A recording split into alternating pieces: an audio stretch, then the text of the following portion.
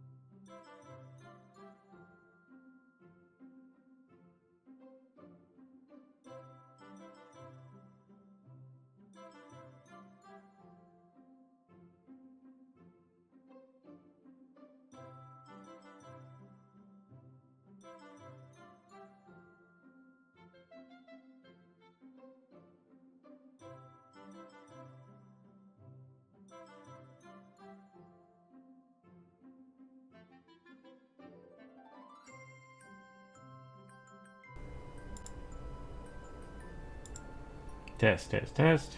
There we go.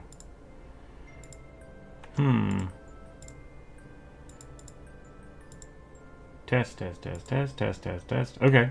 That was really weird. Yeah, I had to deactivate and reactivate my microphone. Welcome back, everybody. It's Wednesday. It's Wednesday the 11th. It is almost spooky time, which is what I was saying. Next week we might do a rugby Halloween contest. Halloween costume contest. I think that would be really fun. But I might do that on Discord for Discord members only, so we'll see. We'll see. To answer some of your questions. You can hear me? Okay, good. That's good.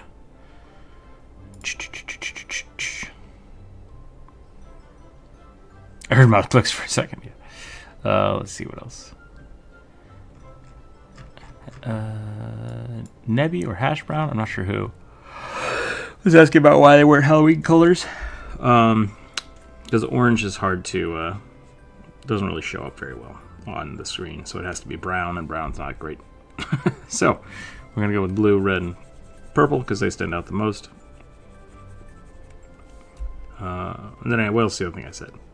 Rugby is essentially a sock puppet. That's where we were at. That's what I was talking about.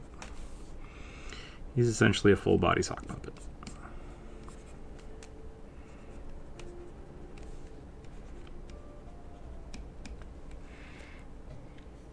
Here for a bit. Welcome in, Bionic. Hope everybody's having a good week.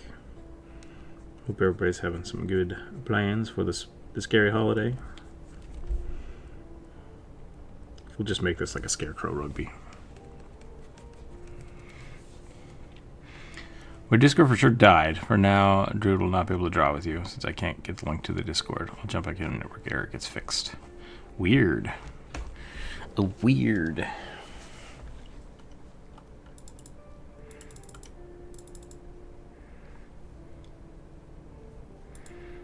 Yeah, I don't know how else to send it to you. I can send it to you on Instagram, I guess. If you want me to do that.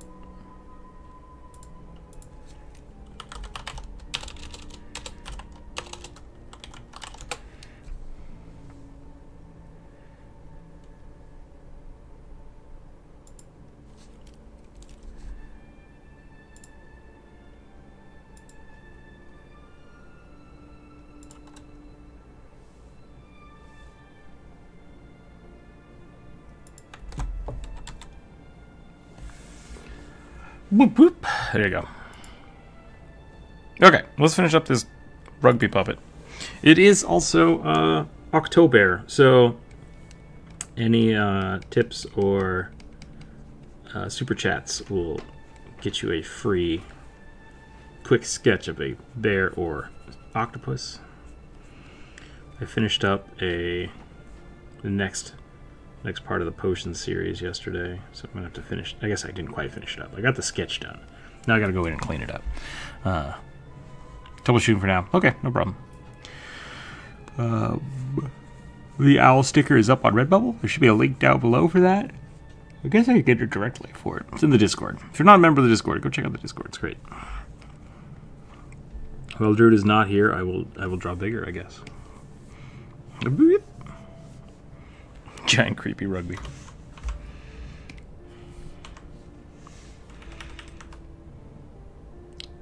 One of these days, somebody will dress up for rugby for Halloween, and that'll make my day. Should I make a rugby sock puppet? That was my question. Should I just start doing sock puppet videos with rugby?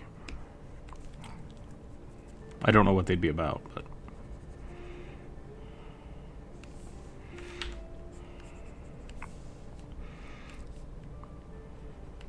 I feel like that would be the full circle moment for me.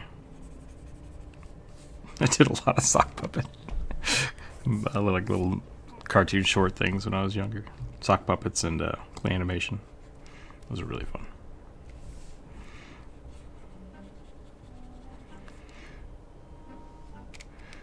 You like the popsicle sticks? I like the popsicle sticks too. Give me the option to do a lot of little things. I just haven't quite figured out what I want to do with that format.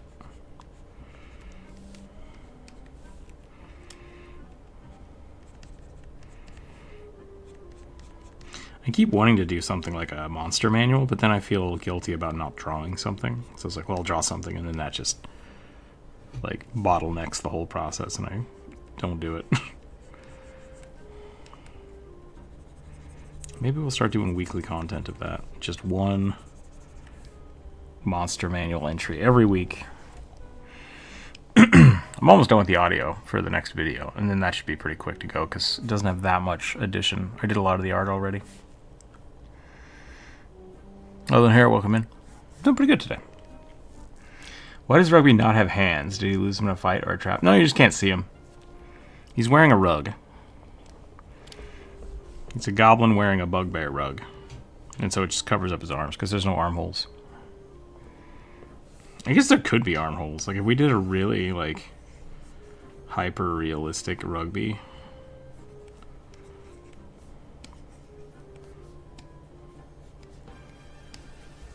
Is that what we're doing today? We're just doing like Eldritch rugby. We'd have the bugbear hands here. And his little goblin feet.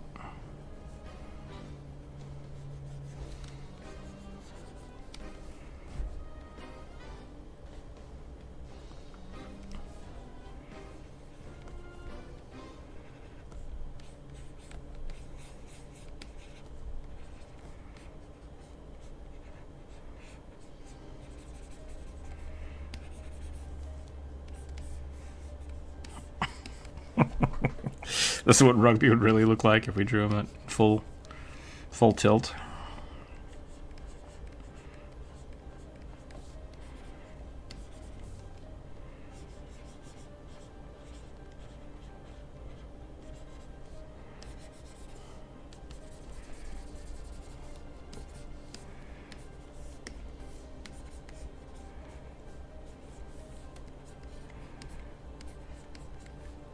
Don't draw hyper-realistic rugby. That's all I'm saying. It's dangerous. You told me you'd never draw rugby with arms. Yep. I still have not done that. It's just the like if you have the rest of the bugbear costume, his arms wouldn't fit in it anyways. They'd just be draping behind. Which is why I think it's better if it's just like the top half.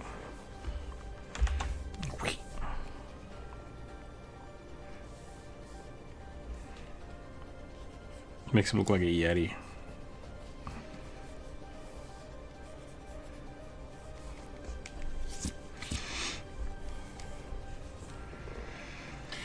Which scarecrow rugby scarecrows or attracts them?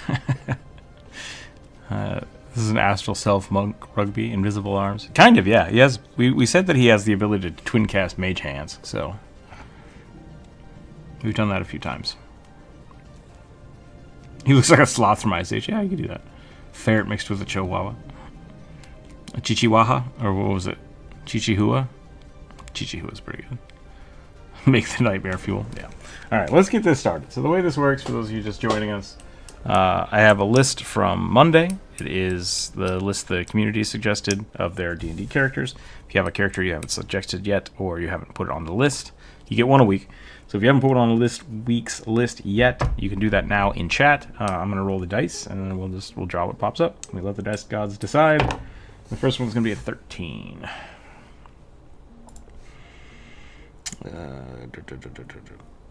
Dang it. Large ebony furred Leonid. It keeps Leonid for some reason. Leonid paladin in full plate. Mechanical prosthetic arm and wields a morning star. So we have a lion boy in full plate mail with a mechanical arm. Cool. We can do that. Oh, lion boys. Why do you do this to me?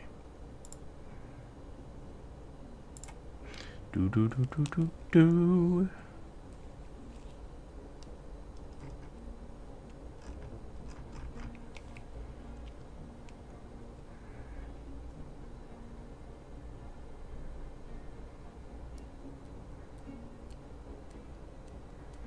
I still have the two. I believe the imp and the most recent bone devil, so I think I'm good.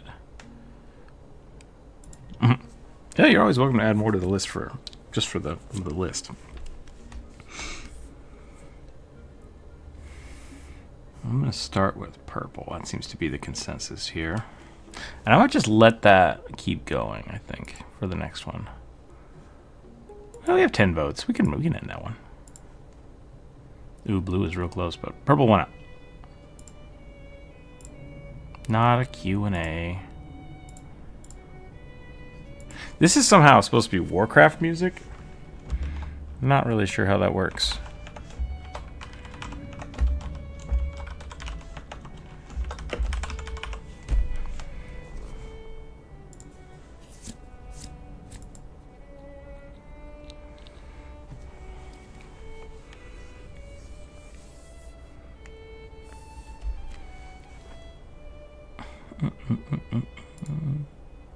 Oh. But next week, okay.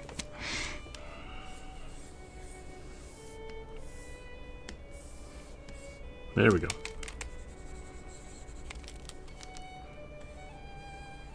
Yeah, I'm changing the music. This is going to make me fall asleep. Nobody wants that. Oh, this is Dungeons and Dragons, not World of Warcraft. This is an okay D&D soundtrack, I guess.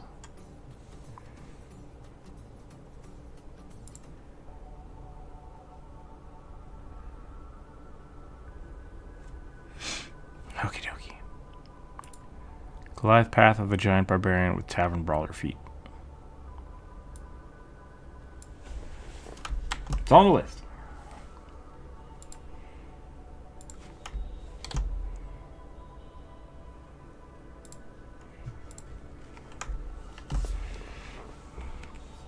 Okay, Lion Boy. Lion Boy. I need lion references.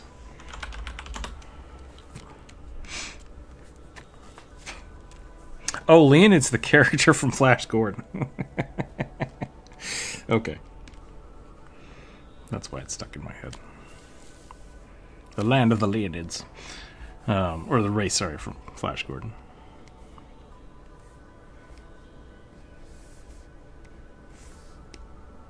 Ooh, that's a good one. I like that. I always draw lines from the side, so yeah, maybe I'll do a front portrait today.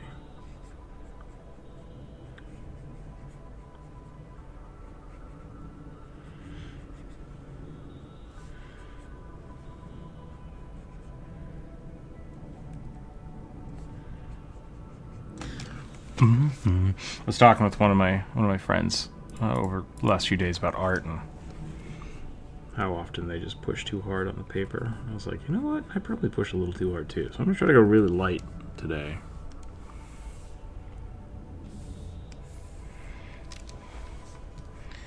We'll see what happens.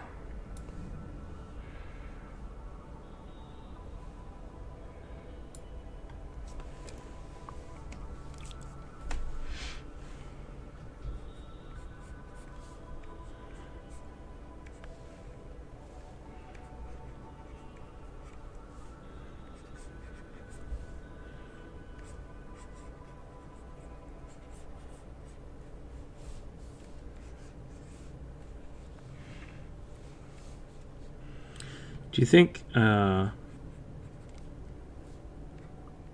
if you really were Lenin, whatever, lion people, do you think they would comb their hair? Maybe they'd braid it? I'm not sure. Can you braid a cat's hair? They'd be really mad. Keep cat would be very mad if I did that. The line between drawing heavy and etched runes on paper. The thin lines between drawing heavily and etched runes on paper. Yeah.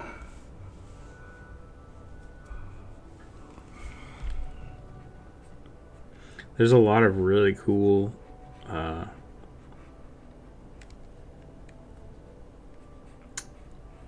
line variation that you can do when you're doing runes. I love it. I love it.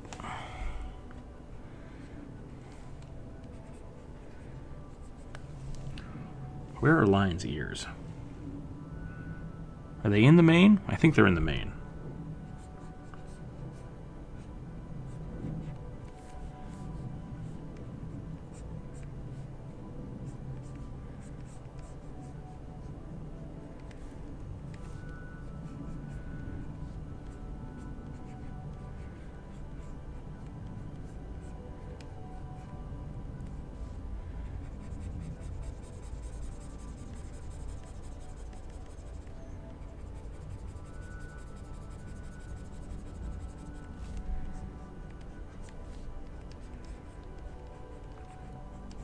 How's everybody's D&D been going? I've been talking to a handful of people. I'm like, yeah, people are not playing D&D as much as they used to, which is fine. Like, I totally get the push, but like, yeah, what are people playing these days? How are your games going?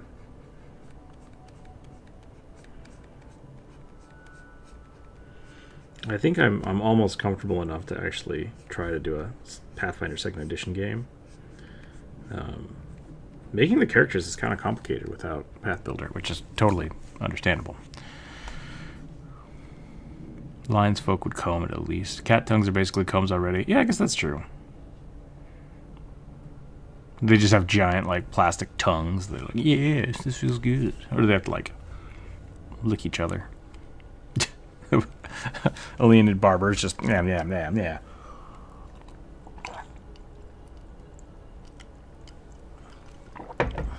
Oops, don't get those stickers wet. And I got them wet. Brilliant. If their society develops an importance for cleanliness, then I would see large braids or slick back hair. Also Rastafarian dreadlocks for rebellious cats. See, I don't think if you had to lick your hair clean, I don't know if dreads would be a thing. Waiting to join a campaign after the current one ends. Nice.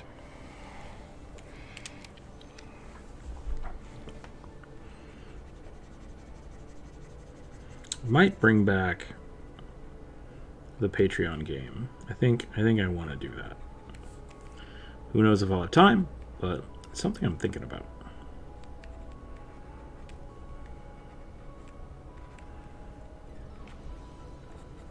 And I think what I might do is just set up a this is not like within the next week or month kind of thing, but eventually. I think I might set up a thing in Discord so that people can, if they're like Discord members or Patreon members, you can just sign up and say like, hey, I'm free for this date, and then we'll run a campaign, and the first 5 people on the list get to be it. And if there's not, then they just don't. And we just do that a little bit. Or we set up like the adventure that's going to go off, and then people can sign up for it. It's just kind of first come first serve. But it would be for the Patreon or Discord members only.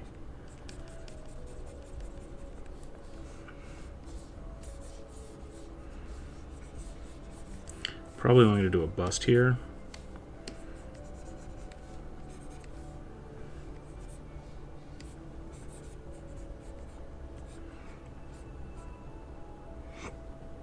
I don't know what that means, Moniker. What's Italian here?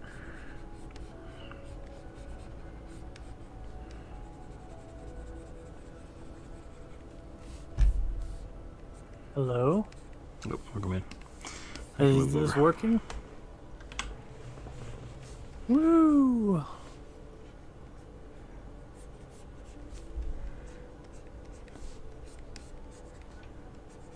Hey, everybody.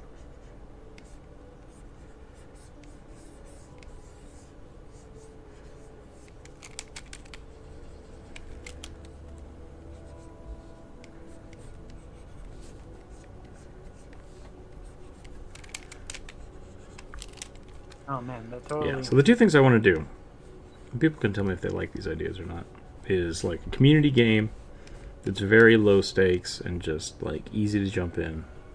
And then also start doing the community drawings again, where instead of being on YouTube, we just draw together in Aggie on the Discord. I think that could be fun. I don't necessarily know if we'd have prompts for it, or maybe we could set up prompts. But, yeah. Yeah. That does sound like fun to me. And More yes, community Western days. That's what I want. Yeah. Yes, this is Druid. I just have a frog in my throat.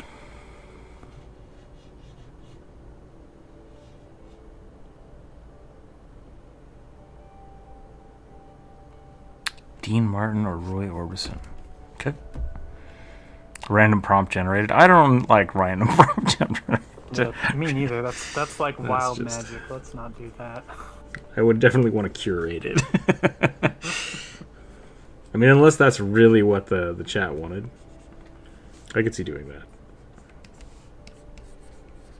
Yeah, you know, maybe that is more fair, but I assume some people wouldn't want to draw, and so that would still, if people suggested stuff, be able to, you know, include them. Which, if you want to randomly generate your suggestion, I think that's fine. But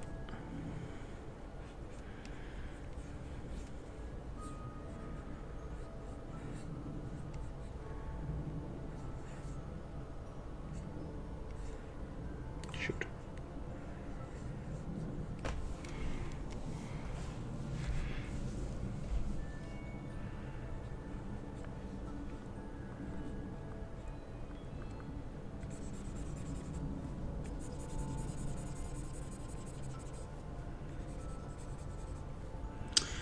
This is going to be a really weird question. And I don't know why this popped into my head, but I have to know now. Do roller rinks still exist? Is that a thing people go to? Do kids these days know what roller skates are? Rollerblades? Is that still a pastime? Good question.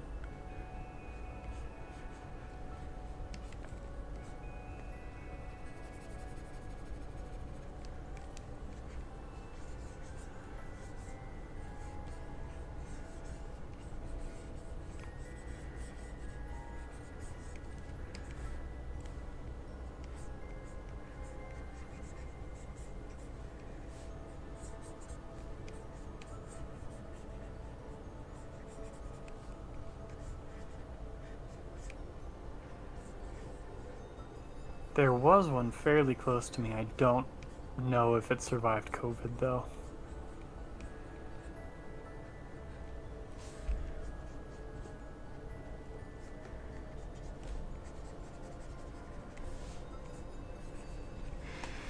There's still one open near Wii, but not busy when I grew up, but still active. Good, okay.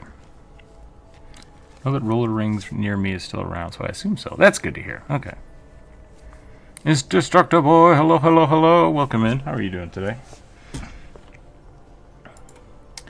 Let me go to your channel real quick. Get you a nice little shout out.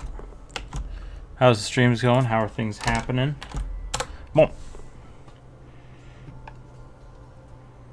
Ooh.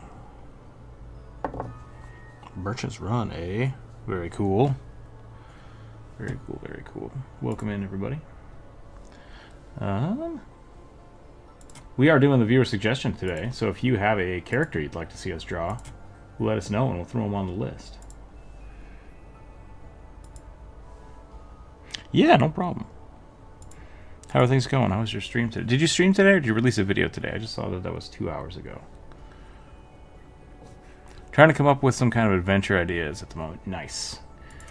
I've got a few on the back burner that I'm playing with, so hopefully I'll have a good campaign. We were just talking about this. I want to start up like a really easy Discord campaign that I can play with people on chat. That would be really fun. I did that a while ago, but I haven't done it in a bit. So hopefully we'll be able to do that soon.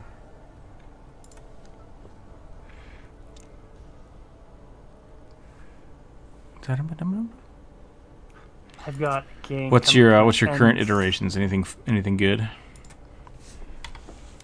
Anything worth sharing?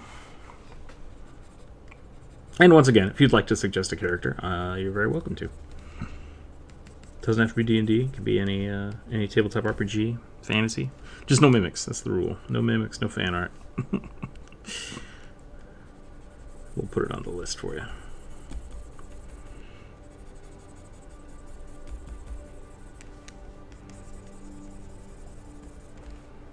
I think I need to have that go the other way. The cross-hatching that like goes with the grain of the hair makes way more sense. Yeah. And if you go against the grain of the hair too much, it looks funny.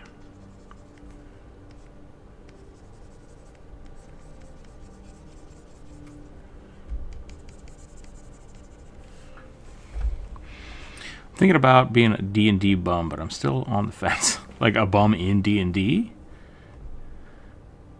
my eyeballs didn't work. I'm sorry. I'm thinking about being a D&D DM, but I'm going to the eye doctor tomorrow, so I'm gonna let that slide a little bit. I don't know how I misread that. I merged the DM and butt together and read it as bum, so that's cool. Still on the fence. Yeah, DMing is fun. It is really fun. I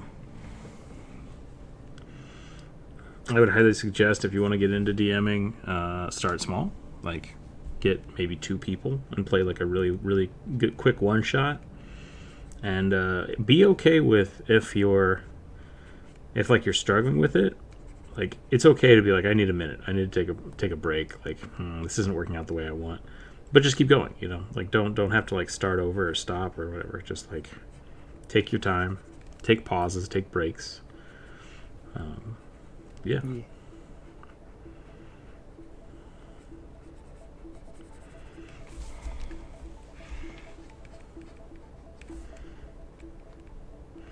There's always people that want to play, so if you're looking for a group and you want to take on the mantle, you can usually find players pretty easy. Yeah, I'm going to be a D&D hobo. Spin it, nice knowing. It's nice knowing you, but I feel like if you're going to hurt me, I'm going to stand. Oh yeah, I wouldn't recommend getting rid of your spine, Bri. This is going to be kind of hard to replace. Not until you can get like one of the cool cyberpunk ones that make you move faster than light or whatever the hell they are. Can you draw a scale armor? Like that? You don't want it on a character. You just want scale armor. Because I can do that. I guess it's not a character, but sentient scale armor. That'd be pretty funny. That feels like a mimic. Maybe we won't do that. Give me a quick character that would wear scale armor, and then we'll go from there. How's that sound? Hey, you are the one who made the video about why you should play sentient gear.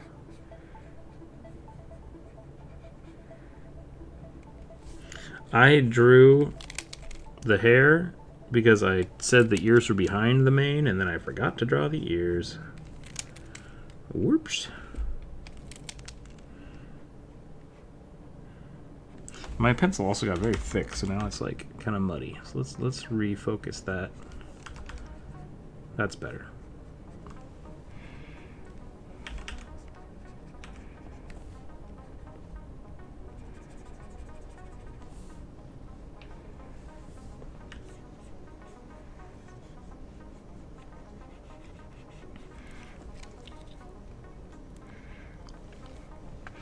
I'm assuming Indestructible might have raided, and if you did, thank you and welcome in everybody.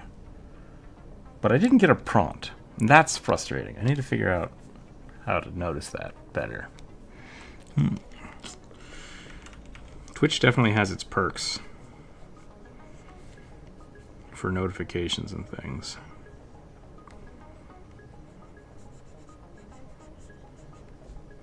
But if you did come in with Indestructible, welcome. Welcome, welcome, welcome. It's the viewer suggestion today, so let me hear your suggestions. Sample of scale armor like Viking. I mean, okay. I guess just... Are you asking, like, how do you draw it? Or you just want to look at it? I'll put Viking scale mail on the list, and we'll see if the dice gods want to do it. I'm gonna say Dragonborn just for fun.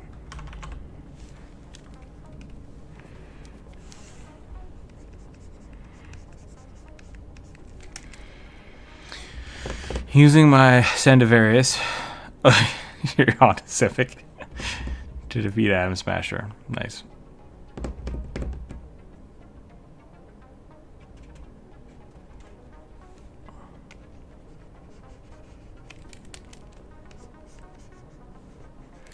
Just a quick sample of Viking wearing scale armor.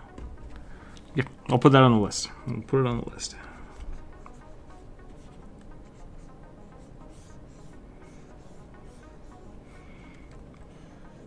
Here's a question. So, the Warforged are like, I'm going to say pinnacle of animatronic technologies, as they are, kind of the cyborgs.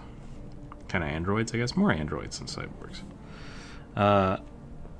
Was the whole technology lost, or just the ability to make them sentient? Like, could people be running around with Warforged limbs? Because that'd be kind of cool. Talk, test. Maybe making a robot and attaching a robot to somebody is not the same. Maybe that's very different technology. That's a bad arm. Hey, Rook, can you hear me?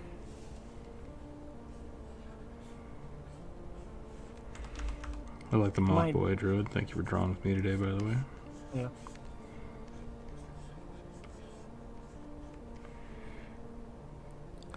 I don't want to interrupt, Rook, but have you been able to hear anything I've said for the last 10 minutes? No, we haven't. I'm so sorry. I see it flashing. Your name is flashing on Discord, but there's no sound. Do you have me muted? Yeah. Uh-oh.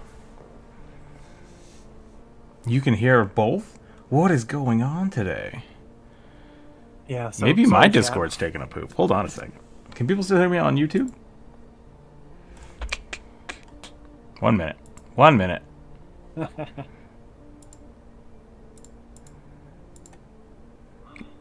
Okay, try now. Test. Talkie. I see Druid talking, but I don't hear him. I'm wondering if my whole, settings got screwed up.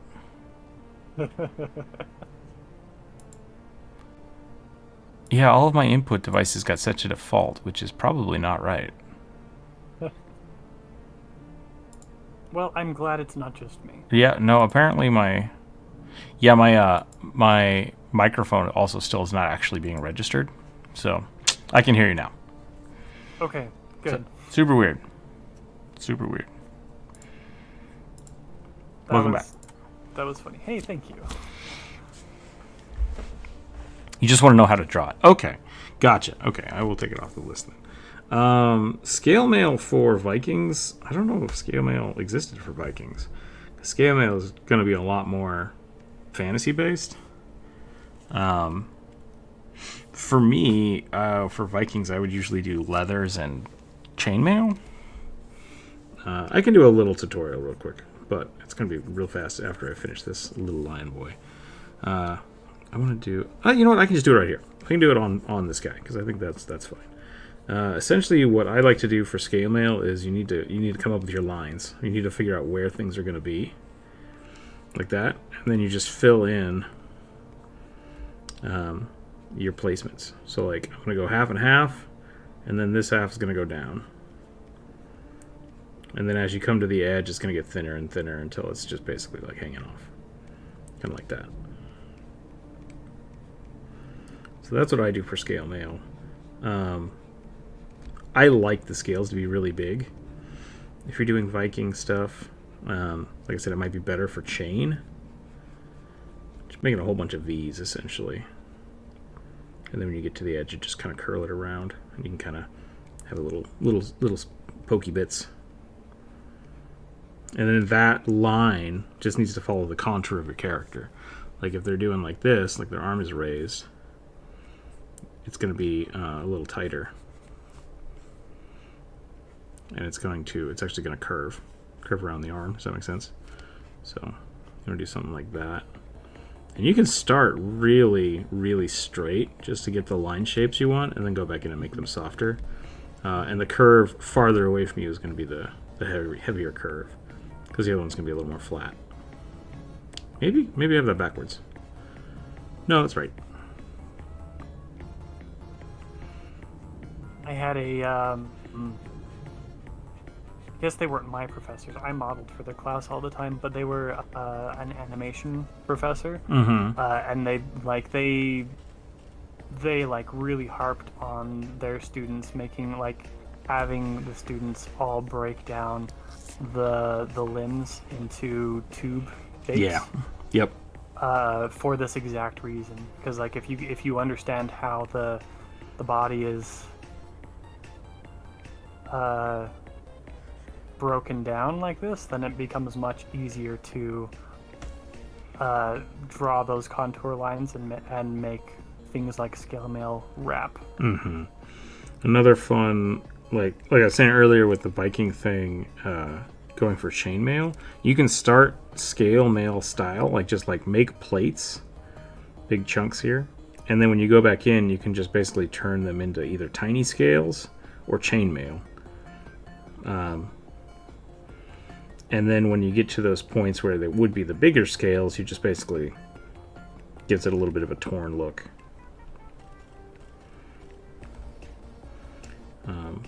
And those scale chunks are basically giving you your shadows, and so those are the only parts you need to see. Because like the scales, if it's like a snake skin or a finer scale, you're not going to see every single scale. You're just going to see kind of where those shadow lines, where the bumps are. Yeah. Or where the highlight really catches. Yeah, where the highlight catches.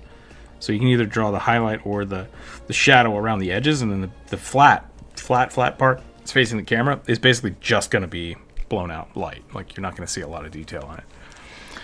I joined the Discord. Can I post my art there? Yeah, we have a place called Art Share or Work in Progress. If you want to ask questions, post it into the Work in Progress, and then people will give you suggestions. With the Art Share, we generally don't comment on them. There's just like, look at my stuff. Yeah. So. You will get a couple. That is awesome. I really like that. If there is enough traffic on the Discord at the time you post it. Yeah. Hello, peoples. Corvus, hey. Welcome in.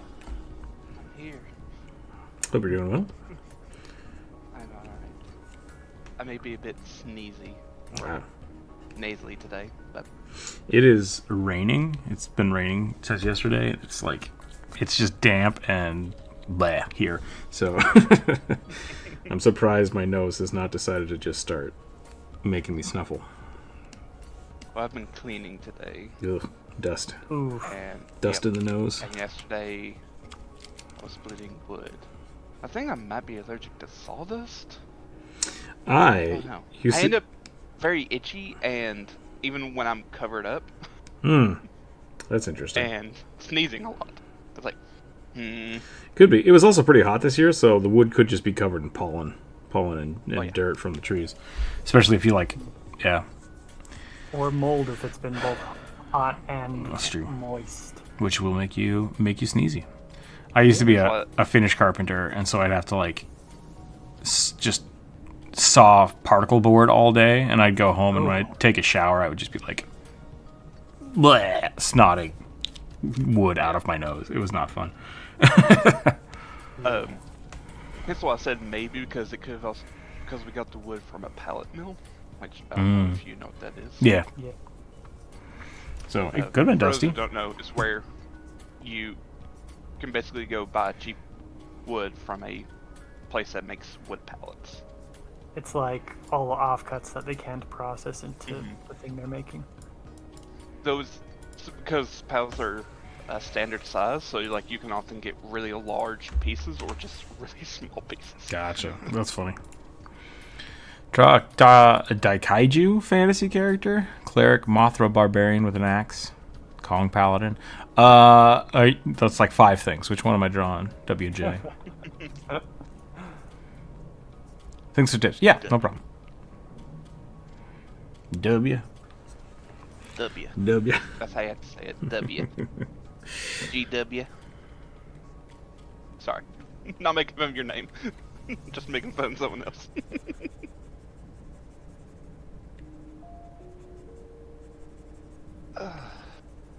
Get a little bit of extra shading on these. I think I'm done. With this robot boy.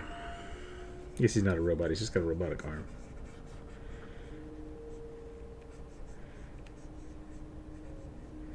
It's like a guy from Mortal Kombat that has robot arms. Jax. I think that's Jax. So I think you're right. Did Sub-Zero freeze his arms off? Is that what happened in the movie? I had no idea. Which one? I don't know. Which movie? I don't know. Because I know there was a robotic like Sub-Zero. Oh man. And then there was like a Sub-Zero that was a good guy that was helping them in the second movie. Just pick one? Nope, you gotta pick one. That's the rules. You gotta do it. Our brains are already totally occupied with doing the shit we're doing. Yep. I did that to my boss once. I was like, just surprise me with whatever the best food is. And he got real pissed off. And after I was a cook for 10 years, I totally understand. I totally understand. So. Yo, whatever you feel like, it's fine. I'm good with anything. Here is your piece of bread on a plate. Thanks. Wait, really? That's it? Yep, that's it. Here's a bowl of soup. Get out of my kitchen. Yeah, it always came up whenever I was traveling with friends. It's like, where do you want to eat? Or where does everyone want to stop and eat at today? Whatever. And no one will say anything. Yeah. It's like, anything's fine. And the driver just glares at us like, pick a spot now. Yep. Yep. Discussion, people. Talk to your friends. Nah. Okay, I want to get a little more shading in here. Just to get the abs a little darker. And then I'm done. I'm done with this. I'm going to put it down. Not bad. That's not bad. I'm happy with that. Anti-Paladin Black Dark Knight Bot. What?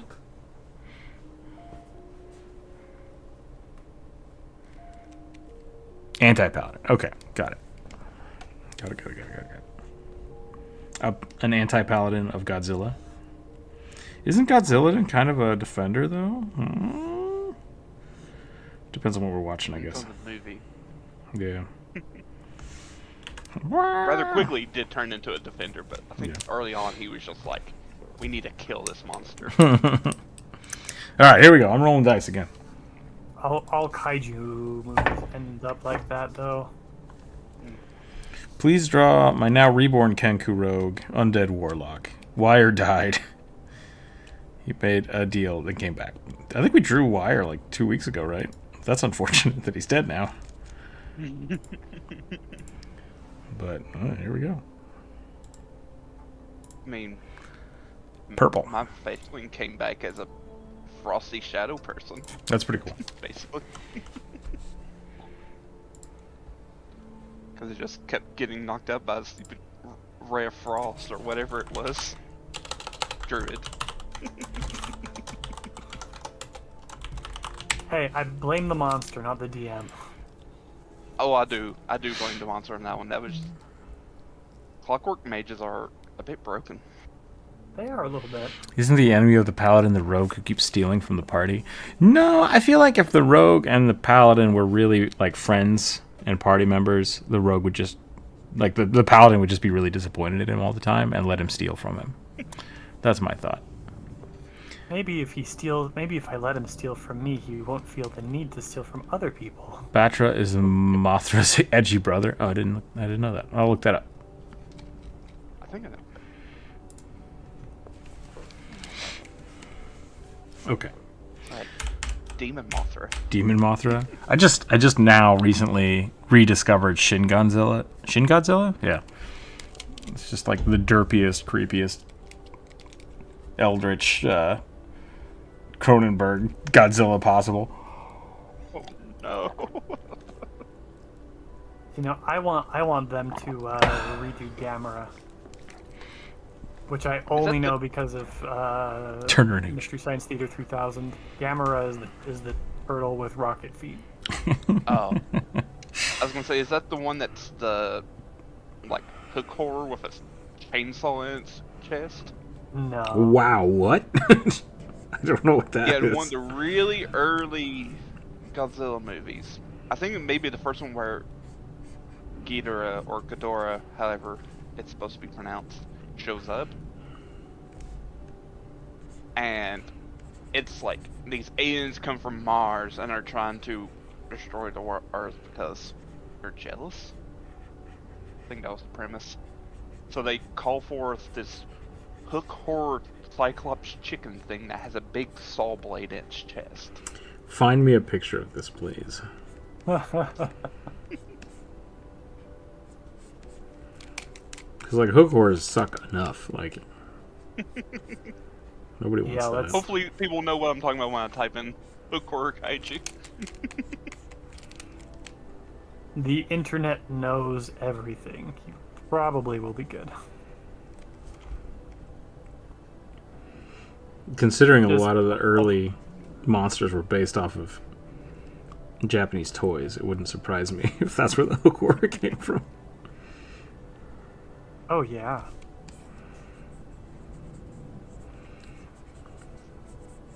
I still love that,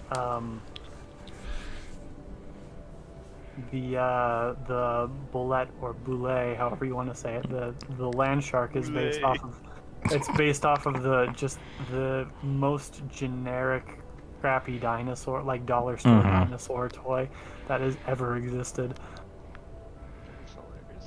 Like, it's such a bad toy you can't even tell what dinosaur it's supposed to be.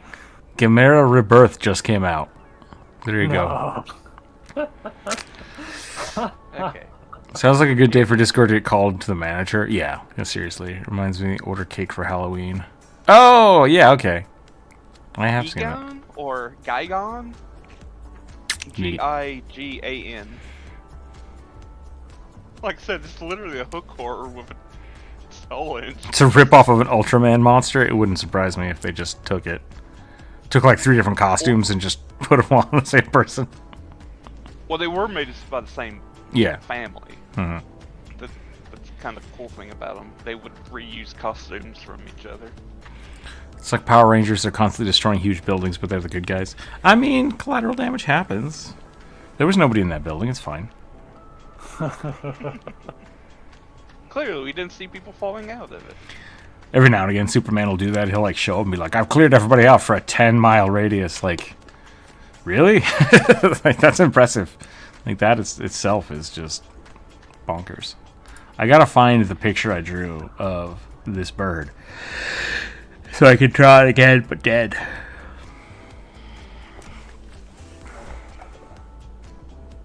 I'll see.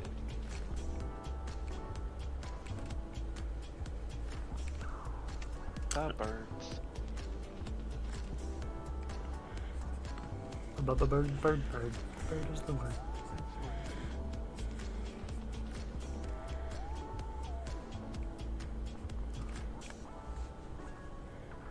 What was a wire again? Was it a It was a Kenku? Kenku, yeah. Kenku Warlock? Yeah, I think I may have found it. I think I did too. I think it's the one with the purple circles. Yep. Yeah. Because I think it's like the only Kenku we've had in a while. Well, the other one was just when someone yelled Kenku, so I drew like a Kenku rugby. Because it didn't have any other... Tiny one. Yeah, the tiny one. Didn't have any descriptors. The original... That was literally just one and done.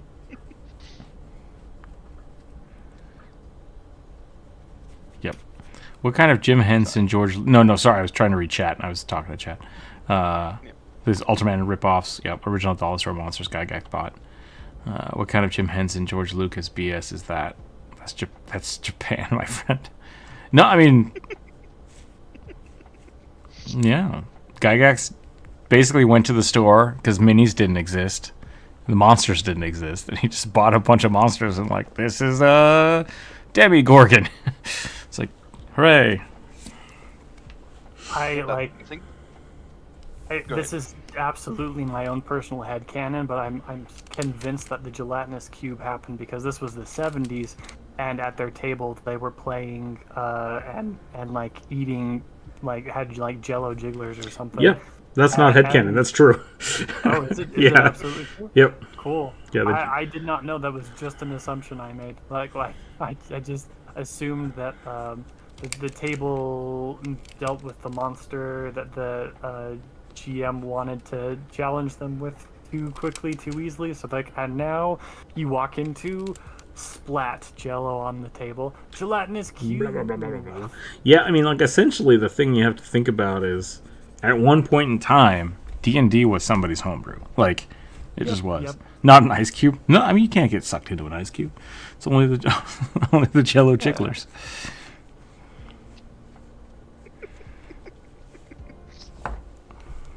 The worst slime. Yep. Jello salad. As long as it doesn't have shredded vegetables in it, I'm good. Yeah, because you got to think, like, Gygax definitely grew up eating, aspic? Is that what they call it? Yep. Like, what if we put beef roast and tuna fish in the same Jello? It's like, what? Why would you do this? Make sure it's unflavored Jello too, or fish flavored Jello. Just like, and then all of a sudden they were like, hey, what if we make it green? Bright green, because we have chemicals now. People also made stats for gummy bears, chips, and pizza. I mean, the flump is essentially like a deep dish pizza. Like a spaghetti on top of a deep dish pizza, and they're like, it's a flump. Probably way more racist than it's supposed to be. Probably. New headcanon: flumps are based off of Chicago-style deep dish pizza. Perfect. There's a place in by U of I. God, I can't remember what it's called. Gambino's? It might be Gambino's. That sounds right. But they make like 3 or 4 inch thick pizzas. Oh. And it's like, yeah, it's like lasagna. and it's really good. I always got sick when I ate there. Probably because of how much cheese they put on it. And I'm, have probably been allergic to cheese for a long time. Yeah. But, oh my God, it was so good. It was so good. Those were in all old issues of Inquest. Can't remember issue numbers. Interesting. Chips. I was gonna ask, like, when you mean like 3 inches, like, do you mean like a pie, or like was it a really thick crust? With No. So it was a pie. Like the pizza would be like this, right? Like normal pizza box. We'll do it this way. Normal pizza box. Yeah. Normal pizza box has dough and crust, and like toppings. This was very much like straight up 2 or 3 times thicker than the pizza crust, and then full of stuff, just loaded with stuff in it. And then you'd cut into it, and it would look like a pie. It would look like a pie or a lasagna, and it was amazing. And then you order like their cheese bread was like loaves of bread. It was really weird. That sounds like a college town. But yeah, exactly. Like, you absolutely does. You go there when your dad comes into town, and you just like get 2 pizzas and some breadsticks, and then you have that for like a week after they leave. It is great. There was a pizza place there too. Actually, it was Pizza Perfection, which I eventually ended up being in my hometown too. So I don't know where that started, but they had a Pizza Perfection there that was buy 1 pizza, get 1 free. And then they had like the 3-foot pizzas. 2-foot pizzas is big. Like, couldn't fit it in most compact cars. You had to put it in the trunk. Big. And so you could get one of those for like $20, but then you get another one if you go pick it up for free. So whenever you had friends coming to town, or you just had like people coming over, $20 and you have enough food for 12 people. It was great. So college towns are fun. Aren't Jello molds with random chunks of food and are pretty much what mind flayers eat? I mean, they are basically mind flayers, just chunks of stuff.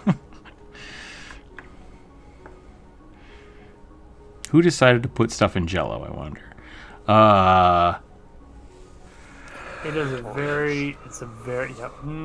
It's a little pre-Victorian. Pre-Victorian. I think it started with, because what you would do, if I remember correctly, and this might be a tasting history video I'm quoting, you would essentially get all of your meat and your food stuff, and you would just boil it and boil it and boil it until the only thing that's left was the fat and the gelatin and the meat, and then you would let it cool, and so it would just basically self-seal itself in its own gelatin. Yeah. Yeah. Yeah. Preservation. I think the earliest one I've heard about is like from like Eastern Mediterranean, and it was like made of fish, and like you would take the fish heads and boil them down till they release all the collagen.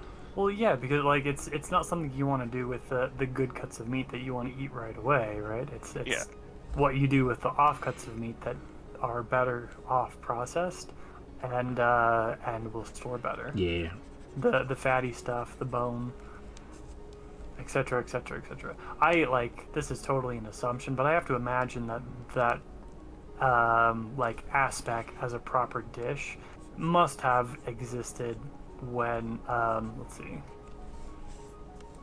King in the court of King Henry VIII, when like the farce feasts were really popular, where we get turducken and basically, yeah, and other like other weird stuff inside of other stuff, where food became like an experience.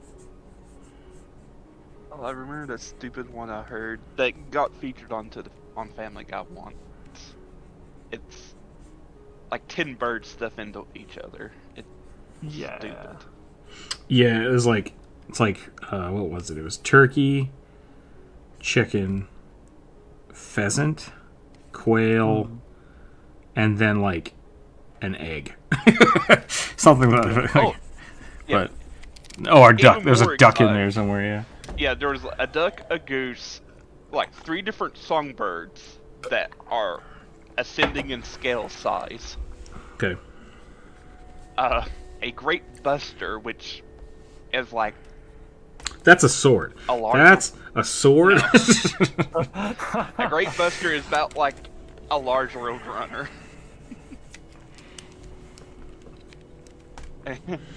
I think that may have been the last one. Either that or turkey, which was a new thing for them. Yeah, sorry, Rook. This is pre-Final Fantasy. There was nothing. Bastard. I guess I should correct myself. Bastard. What was the...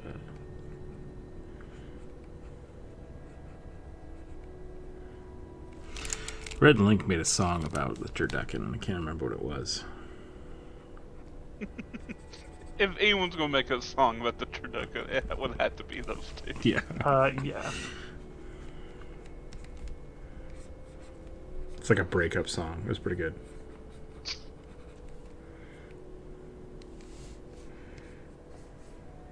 That's a bit too southerny redneck for where I live, so. Have you seen the Kraken, I think? You take a turkey and you stuff it with an octopus. Oh, no. Oh, that's just cruel to the poor octopus. Don't eat octopus. They're too smart. I mean, it was dead. But Still. I saw someone try surf and turf with turkey and an octopus and said, "Oh yeah, Helvenaires." Yeah, I think I was called the Turk Kraken. I think I see that every Thanksgiving. People just post it as a meme. Do squids. They're stupid and mean. Leave That's the true. poor octopus alone.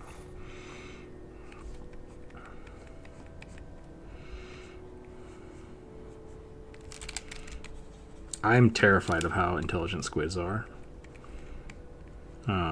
Because it's not enough to be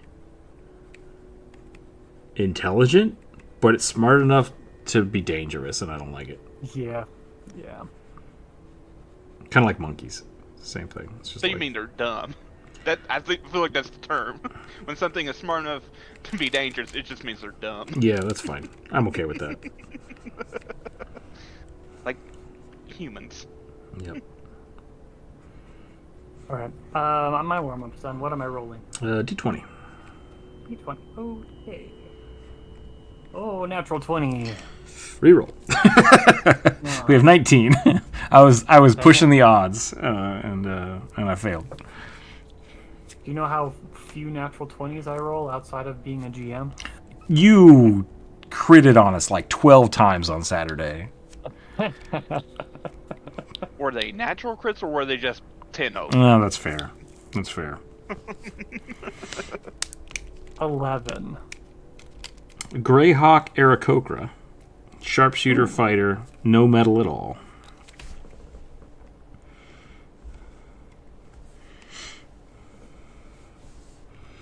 When you said Greyhawk, I was thinking of the game. And I'm like, they had Aarakocra back then? Probably. But just probably not by that name. Probably looked like the Flash Gordon Aarakocra. So Hawkman? Yeah, Hawkman. Thanagarians? Yep.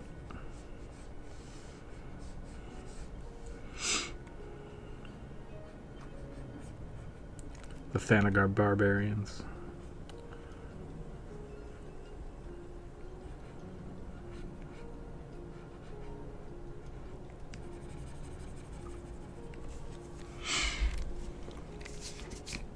Cave bird? Maybe. Okay, so Greyhawk, Aarakocra, Sharpshooter. No metal armor? No metal at all. No metal at all, so not a gun. Yeah, it's true. Yeah, you'd have to do it. Oh, I'm not in the Discord chat. I'm so sorry. Hold on a second. I'm in the wrong. Okay. Lena Bean is a monster? Bri, what is a Lena Bean? Lima Bean? Oh. God, my eyes are bad today. No, it's No, it you is wrote an Lena ant. Bean. I am choosing to interpret, to translate that as Lima. I mean, it could be a Power Ranger monster that I don't know.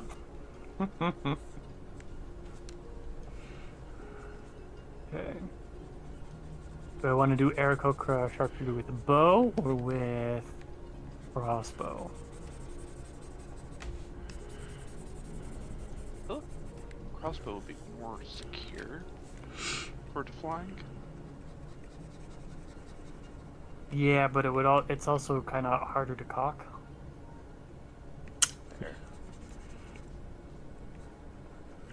I mean, if you have Van a Helsing style yeah, crossbow.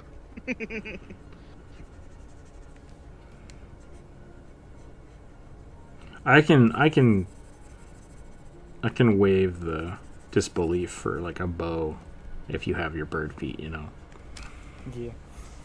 But crossbows are a 3 appendage thing. Yeah. Then again, maybe not. Like if it's a weak Well, crossbow, the big ones. yeah, if it's a weak crossbow and you're already flying, like maybe it doesn't matter. You're shooting it straight down.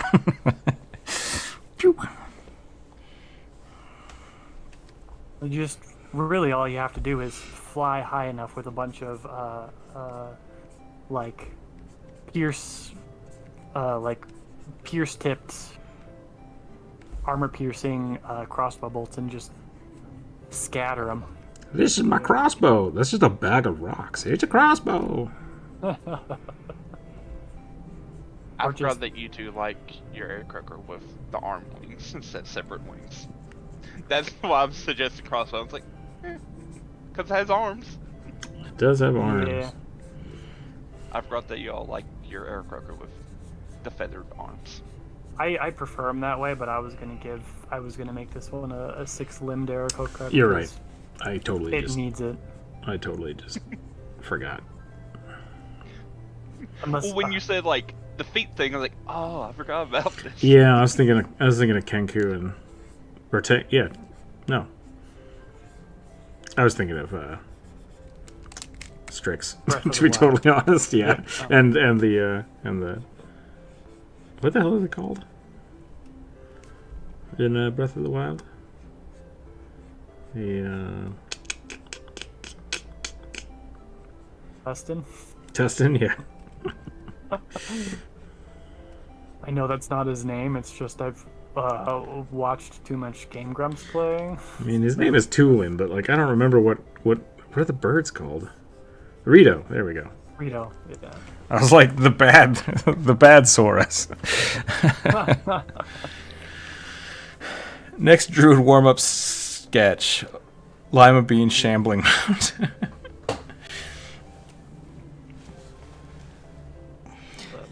I'm gonna figure out a pose for this. I think this one's gonna grow on me. Can I have you scooch a little bit to the left, Rick? I don't need a lot of extra space. Just. I think I'm about done with this one, anyways. I don't know how to make this guy look more dead.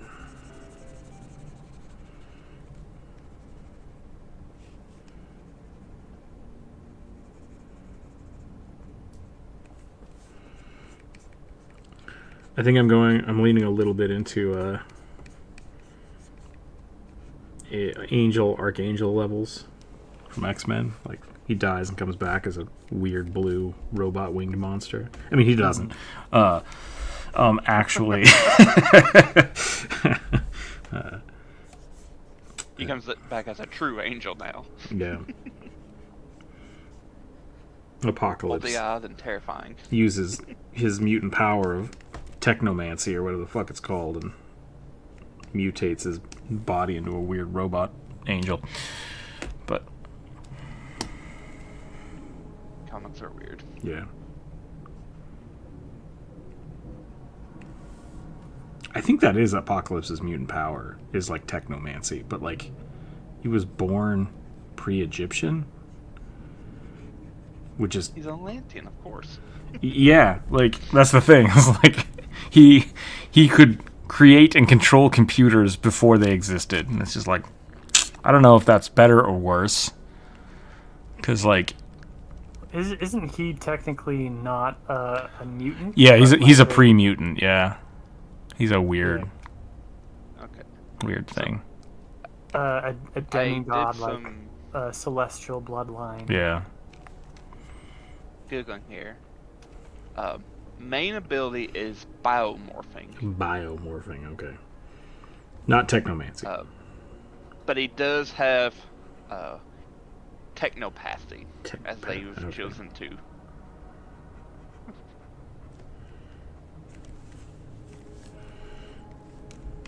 As well as just to steal other mutants' powers.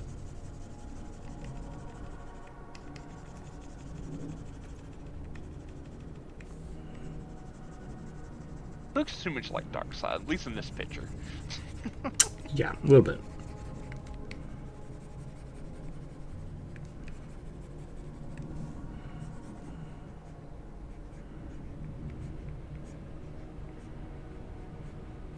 I always hated Darkseid for that reason, but I bet Darkseid came first. I have no idea.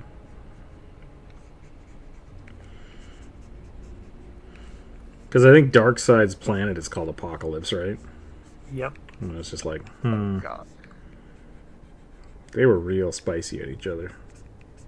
Oh, yeah. I think DC tried to sue Marvel because they made a superhero that was basically just Superman. Like Mr. Marvel or something like that. I don't know. I believe there were multiple attempts at lawsuits back and forth, and courts basically said like they really tested the court's definitions of Copyright infringement. Copyright infringement multiple times, and each side did it to the other. So I don't particularly care one way or the other. Yeah. So, Yeah, Mr. Marvel became Mr. Marvel, which then that's where Carol Danvers came from. Because they eventually just passed the mantle to her, and I like her story better. Yeah, that's a great Apocalypse picture. So I googled it here. Oh yeah, it is. Darkseid was created in 71. Mm-hmm. Apocalypse, 86. Oh wow! Also, big difference. I hate how they have chose to spell Darkseid's planet Apocalypse. Yeah, it's stupid. Apocalypse. It just. Well, I mean, his name is Darkseid. I know. I'm from a different planet, so the English language is translated wrong. It's like, what? Just whatever. I think he evolved into Hyperion. He might have. I'm not sure. I don't remember anymore. It's been a long time. But yeah. Who evolved into Hyperion? Mr. Marvel. who's one of the blue guys. Or did Blue Man Group. he turn into Hyperion, or did Gladiator turn into Hyperion? Because Gladiator also is essentially Superman, except with a mohawk. Oh, it is specifically Captain Marvel, not Mr. Marvel, as I just found out. Okay, I thought the Captain Marvel wasn't until Carol Danvers took it, but Marvel. yeah.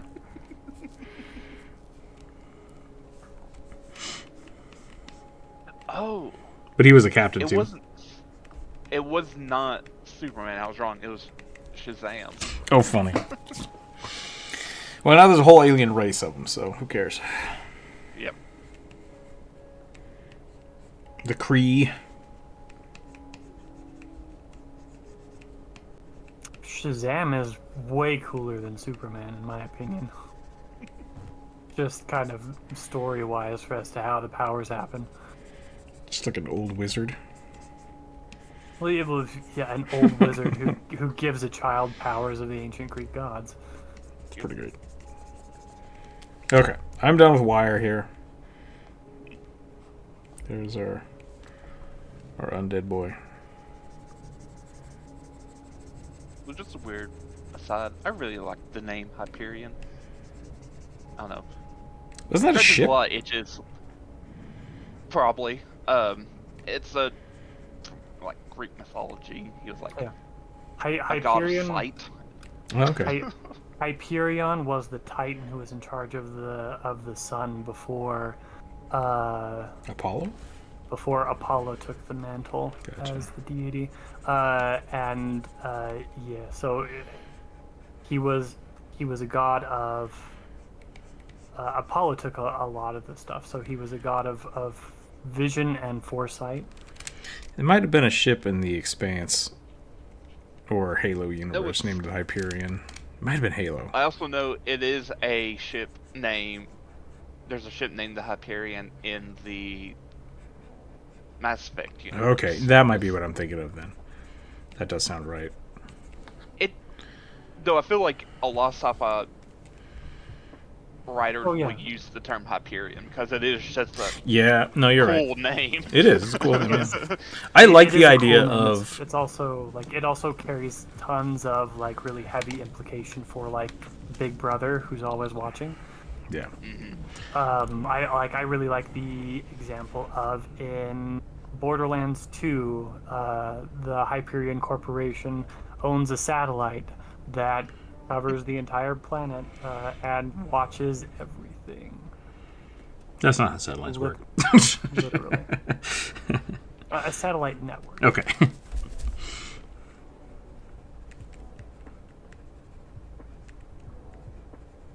So I talked over you, Rook, sorry. No, that was fine. I was going to say all of the Halo ships are named after seasons. I don't know if that's true or not. Doesn't matter. Pillar of Autumn is a good name. Yeah. All right, I'm done with this. Let's move on to the next one. Here we go. Roll some dice. 5. Big burly orc barbarian brawler. Eastern wants to know boarhead?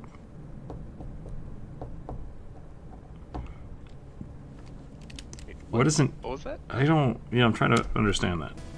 Big... Oni theme, not pig man thing. This is big burly orc barbarian. Not Yeah. Eastern, not boar-headed. Eastern as in like the Japanese kind of style of. An Oni orc? Yeah. All right. I'm like correct me if I'm wrong, chat, but that's kind of what I'm assuming based on one, previous prompts, and two. I don't know if I've ever put a boar head on an orc.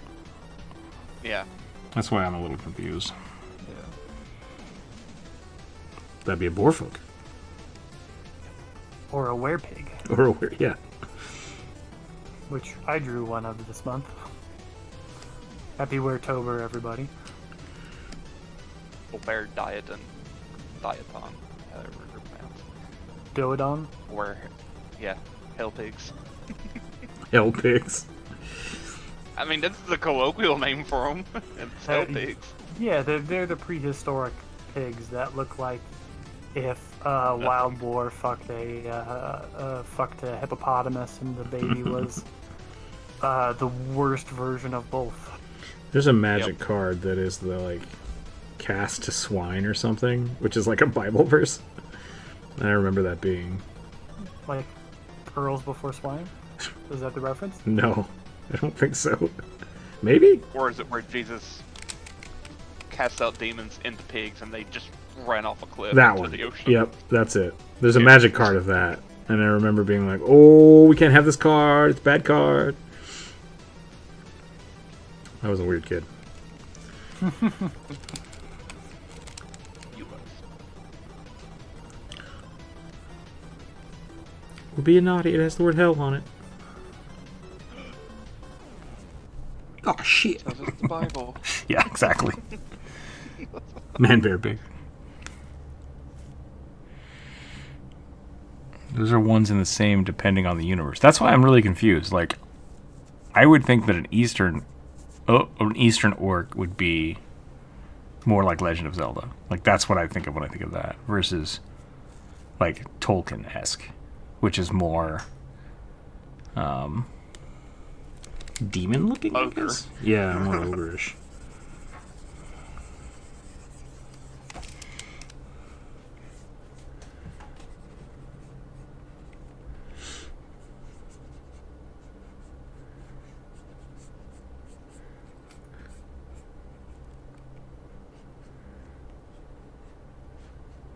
I don't know why, but the face you have on your air cooker, Druid, is just making me laugh. It's not even like it's being funny, it's just a bird. just is a bird. Glaring at me. It's just a bird. Yeah, No, I dare you to find a picture of a hawk that doesn't look like it's just fucking glaring at the camera. I know. Or something on the horizon. Or just side-eyeing you. Yeah. We were looking at birds the other day, and we found, what was it, the kestrels? Yeah. Or was it the falcons that looked really derpy? No, it They're was essentially the same. yeah, it was kestrels.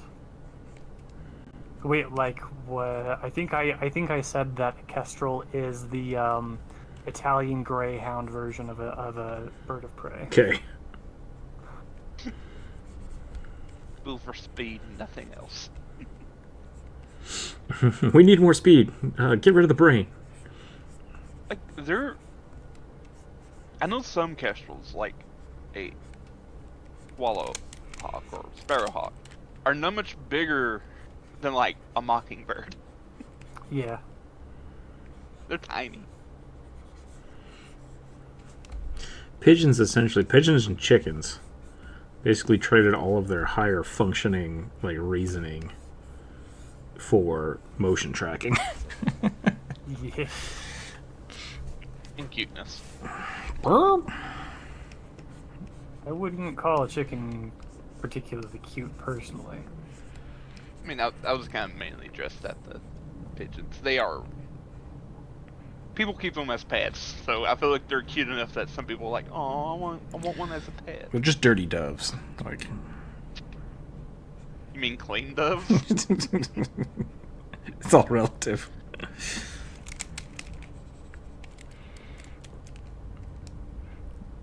Yes, but no pig ears.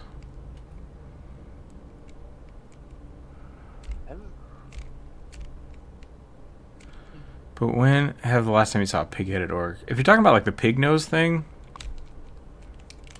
big difference. Okay.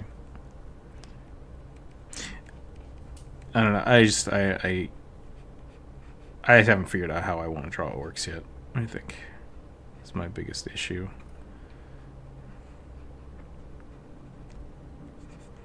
There's the WoW way, Yeah. which is just all jaw. Which I think I'm in favor of. I think I'm in favor of that. And now it's just a matter of like making the rest of the head fit. So I've been trying to do orcs kind of like this, where they just have just all their teeth on the bottom are just too big. Just tons of big teeth.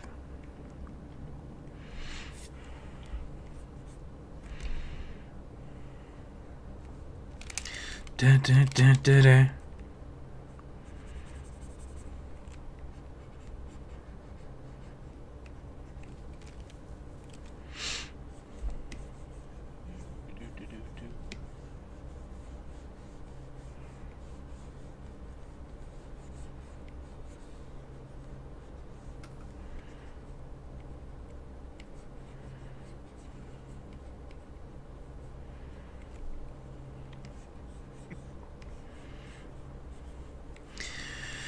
Do. Dun, dun, dun. So I've never had like a huge beard. I don't like it. I don't have a beard, but I have gone and had lots of stubble, and I've only had long hair like once or twice. That's a good one. I like that.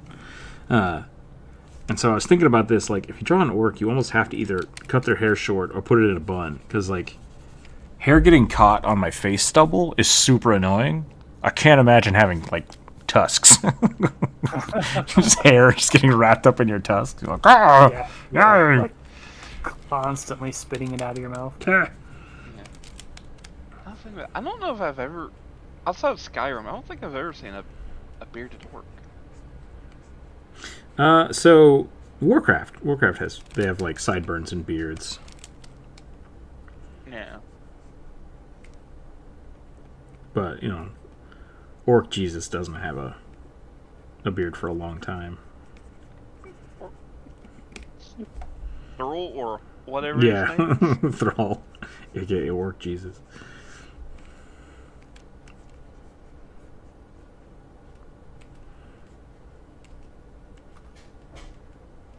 The archetypal shaman.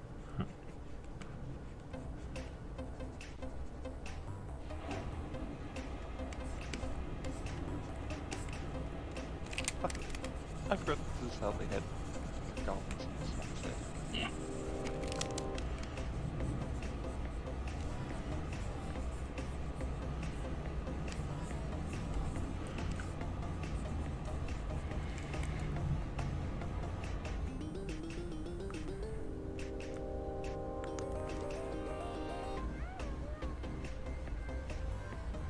You can see one using a boar head as a makeshift helm. That would be pretty cool, yeah. Inosuke's great.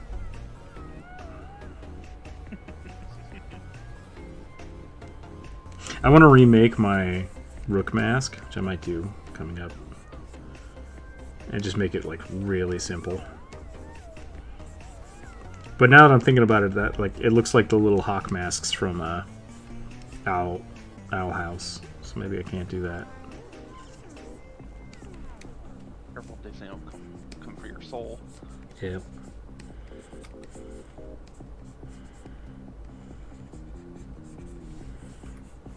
Especially now that you've got 1 million subscribers. I don't have 1 million subscribers. I've had a million video 100,000 views. subscribers. Not technically the same. Why don't you have 1 million subscribers? Because you didn't share my. Yeah, I was gonna say because you didn't share my stuff.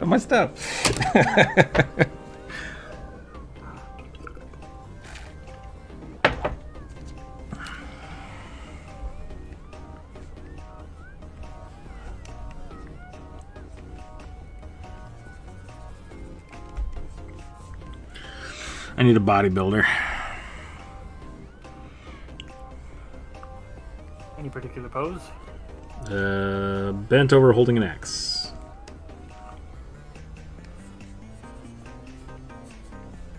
The lumberjack. Yep, that'll work. I need beefy lumberjack.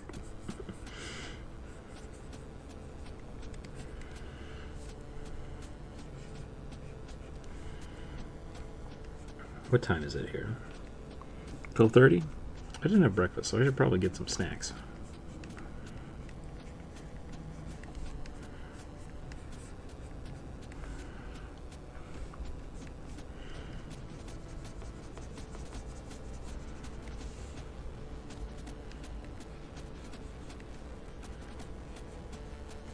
Ugh, AI art.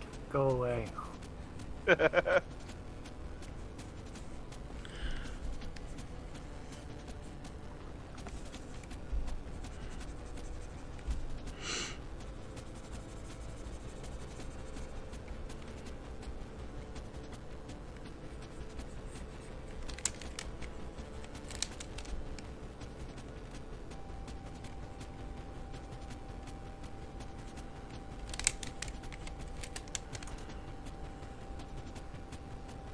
This one's pretty good. I'm like leaning real hard on my arm, and that shouldn't be doing that. Hold on. That's not bad.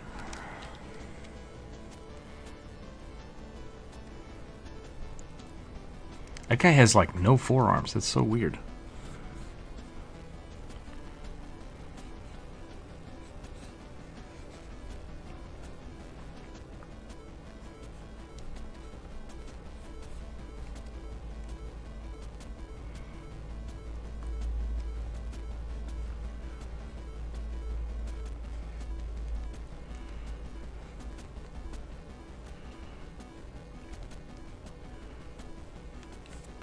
New season of Loki came out.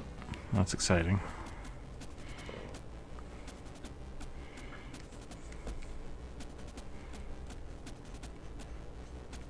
Oh, let me talk about it. The thing I was trying to share earlier finally loaded. Oh wow, that is a goblin. That's a goblin.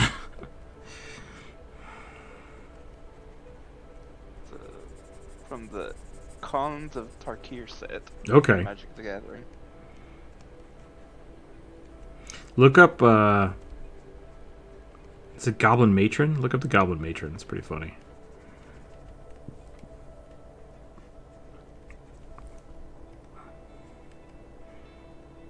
It's one of my favorite Goblin cards.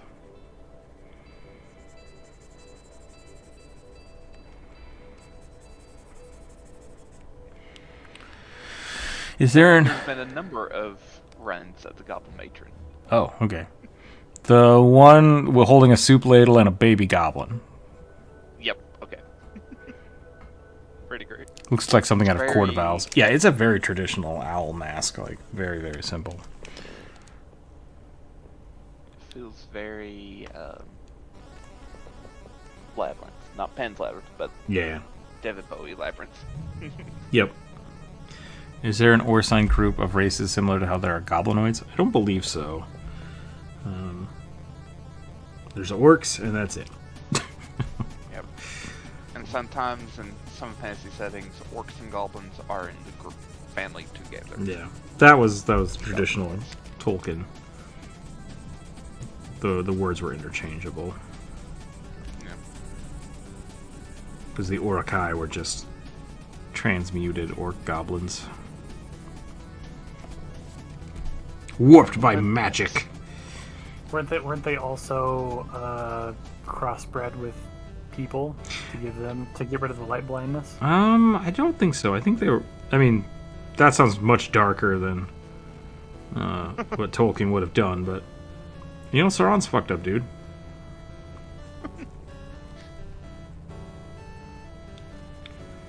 Because they were originally like the orcs themselves were essentially Twisted elves. Yeah, twisted elves.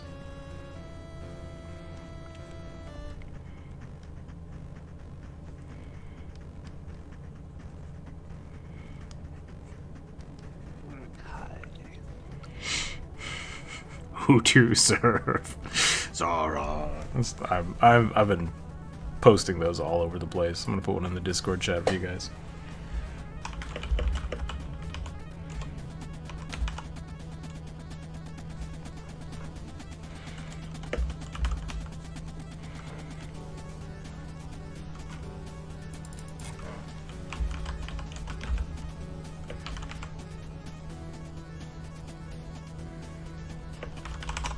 Can I not find it now? People have been like dipping their hands in flour and then grabbing their black dog's face. Oh. Who do you serve? Saruman. At least that's what the movie says. Yeah. Super funny. Burning Palace, hello, hello. Hey.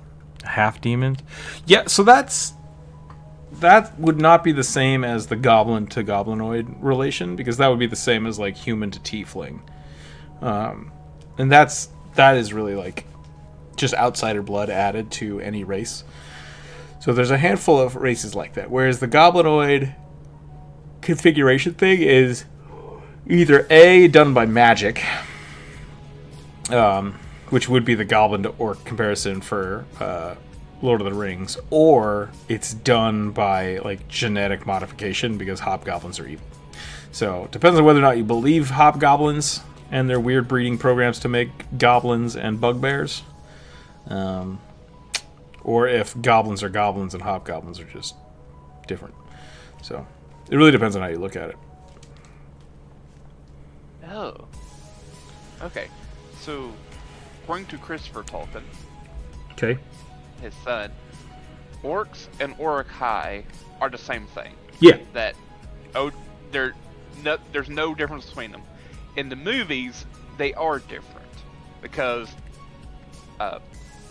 Jackson thought that they were two different things, one just magically enhanced than the other. So that's why you have like slightly you have the ones that are referred to as Uruk-hai are the big burly ones, and the goblins/orcs are the scrawnier ones from Mordor. Yeah, so in the books, I could be wrong about this, but if I remember right, the books basically, there's a moment when they start talking about these fighting Uruk-hai that are coming from Sauron's tower. And they are stronger because Sauron has infused them with magic and allowed them to run during the day. That's the only time that the name is used differently than them just referring to, because after that they also just refer to orcs and goblins interchangeably. Like there's goblins under the mountains when they're fighting. I think it was like, the way I always interpreted it was that most people refer to goblins like the random tribes and people that attacked the dwarves.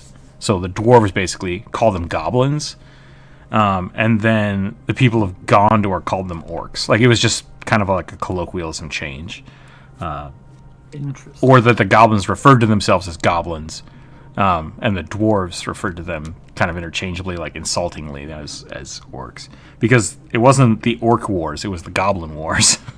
but then Gimli calls them orcs all the time. So, I don't know. Yeah. Because apparently Uruk-hai just means orc folk. Yeah. In the made-up language of black speech. It's like, okay. And maybe that's what it was supposed to be. Maybe that's how they referred to themselves. And so people called them goblins. But then, they're interchangeable, is really the only thing I would say. In the books, for sure, they're interchangeable. And I thought that the Uruk-hai were just specifically the ones that Sauron had. So maybe that's too much from the movie. Yeah. No, yeah.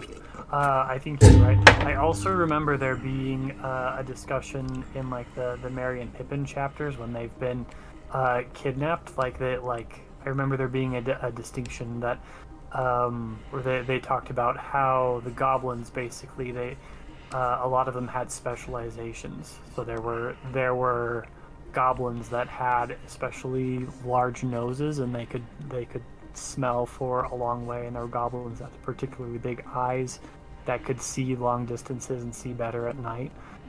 And I think they talked about how the distinction between those goblins and the Uruk-hai was basically that the Uruk-hai were just bigger, stronger, bred for fighting, bred to be able to move during the day. Yeah, I could see that too, because the other problem with when Pippin and Merry got kidnapped was that it was two different groups of orcs that kind of banded together, and so they were like, wait, who's in charge? Because we're supposed to take these guys to Sauron, and they're like, no, we're going back to the White Tower, and they're like, what? So yeah.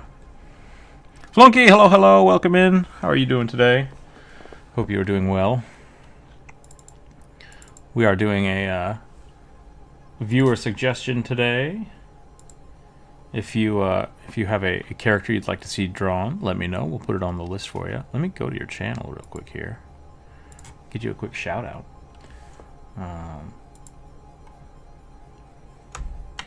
How'd the move go? I haven't talked to you in a little while, so I hope you're doing well. Hope you're doing some live streams. Playing some more Gartic Phone. People want to go check that out. Boom. There you go. Just got home in Kyoto for a conference. Nice. That sounds fun. Hope you're enjoying your time there. I got distracted drawing this beefy orc boy. We started talking about Lord of the Rings. Which we were not supposed to do. Well, Technically against the rules of the channel. When you talk about the rules as in we're not supposed to do it, then it breaks the illusion that I'm in control of the stream. But, yeah. So I'm going to finish up drawing this beefy orc boy. Did he have a weapon? I think he was supposed to be a barbarian, right? Big, beefy... Or was he like a brawler? It might have been a brawler. Let's give him some brass knuckles. We'll give him some brass knuckles and we'll call it. We'll draw something else. I heard Pippin and Mary talk. Yeah.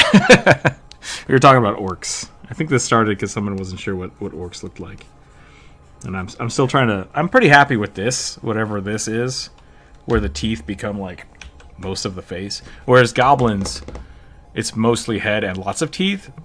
Orcs should be, like, mostly teeth. Like, lots of teeth and tiny head. That's my thought. Head, mostly forehead and jaw. Yeah. Like that one orc I shared earlier. Yep. Yeah, we are doing the viewer suggestion today, so we have a list. If you would like to suggest one, you're very welcome to. And then if the dice gods deem it ready to be drawn, we can draw it. Otherwise, you're welcome to check it out. Everyone go check out Flunky's channel. It's good stuff. Played a few Gartic phones. Hopefully do that again in the future.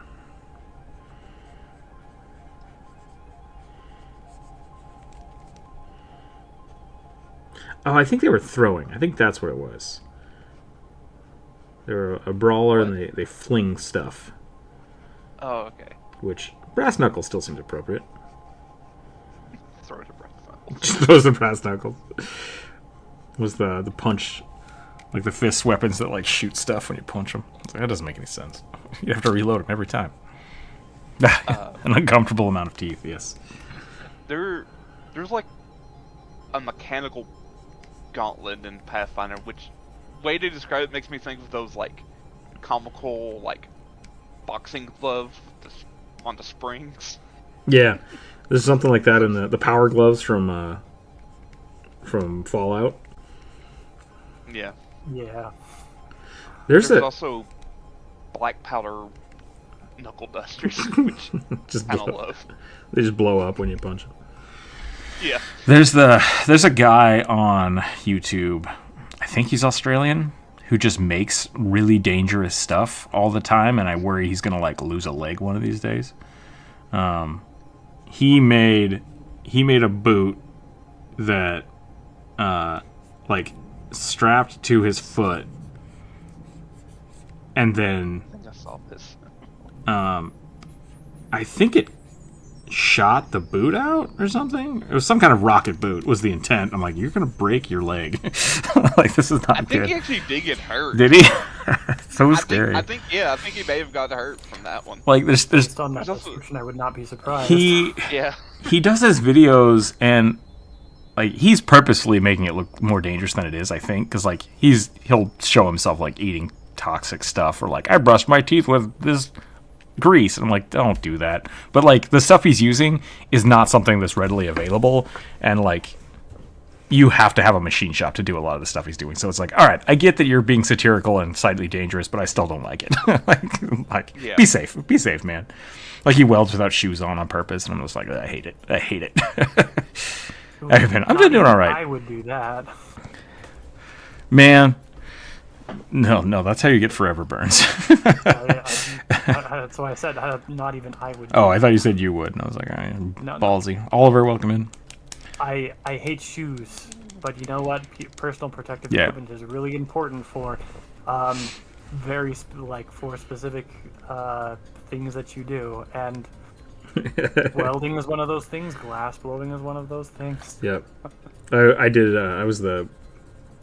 I used to TA for the art studio, and you'd have to sign up, and like I would basically be the safety person on so I was there to make sure nobody was fucking anything up. And a big thing, they were like, I don't care if you want to like work in a bikini or butt ass naked out here because it's hot. If you want to go into the wood shop, you have to have shoes, and yeah, like there's a minimum requirement for you to go into these places. Like you cannot weld without the welding vest on. I don't care what else you're wearing. So same thing with like going into labs. It's like PPE is important, guys. Like, Yeah. don't accidentally pour acid all over yourself like I did. It's fine.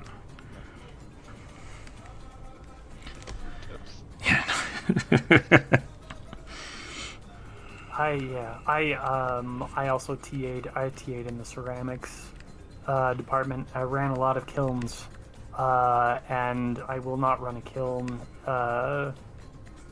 unless I'm wearing steel-toed boots. Yep. Those shelves that you put your ceramic on, they're heavy. They're real heavy. Yesterday, actually, I saw, kind of on this topic of safety, if someone's working, don't come in and start distracting them while they're working. Oh, yeah. There was a video of this guy who was working with molten hot glass. Some rando starts talking to him, and he ends up grabbing hold of the hot glass Ugh. with his bare hand. Ugh. And yeah. I immediately rolled away. I was like, no, stop. I've touched, and Druid, you might have done this before, but like the first time you ever get a ceramic piece back from a kiln, you're just like, that looks totally safe. It's not. It's still several thousand degrees. It's like you have to. You have to teach people that before they do that. Absolutely. This looks fine. It's like, it's not. It's gonna kill you. Don't touch it. Don't touch it. The only reason I was able to unload that is because I was wearing welding gloves. Yeah. Let it cool. I'm probably going back to my steel-toed. Yeah, it's got 200. Going back to wearing steel toes at work for a time now. Yesterday, I got my toes messed up. Ugh. I'm sorry. I hope it's all right. They make some really good, not steel. They make the polycarbonate stuff for toed boots, which is kind of cool. I'm glad they're doing that because, like, man, my steel-toed boots jacked up my toes when I had to wear them. But yeah, it is what it is. A rather serious-looking gentleman, clean-shaven, human rogue.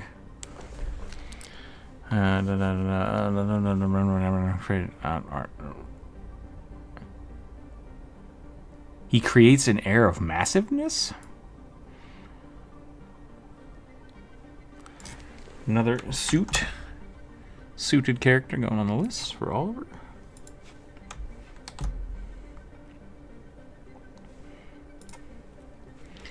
Flying Aarakocra. I'm gonna do bow. Definitely needs to be like a recurve short. Oh, it's 5 a.m. Yeah, Flunk, go to bed. Oh my, yeah. Thanks for stopping in. I appreciate you stopping in. Go check out Flunk's channel. It's good stuff. Take care of yourself. Yeah. Have fun with the drawings. Will do. Have a wonderful time. And burning, I added that to the list for you, the beastkin.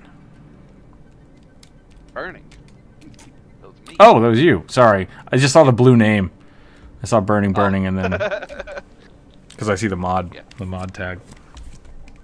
And my eyes are crap right now.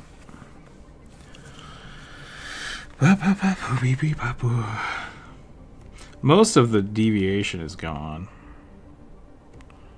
If I look at my screen directly, I got a little bit of warping here, a little bit of warping here. This is weird. That's pretty much just gray fluff. And then a little bit of weirdness here. I think this is getting better. I think this part is slowly getting better. And this might be getting smaller, but I can't tell. So, my eye's working. Like, it functions, but I can't read very well. I'm gonna have to be one of those guys that has my computer at like 300%, 300% size all the time. Like my dad. Yep.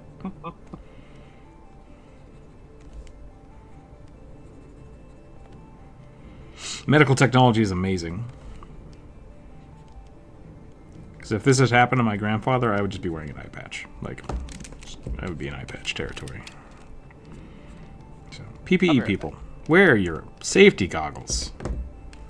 For goodness sake.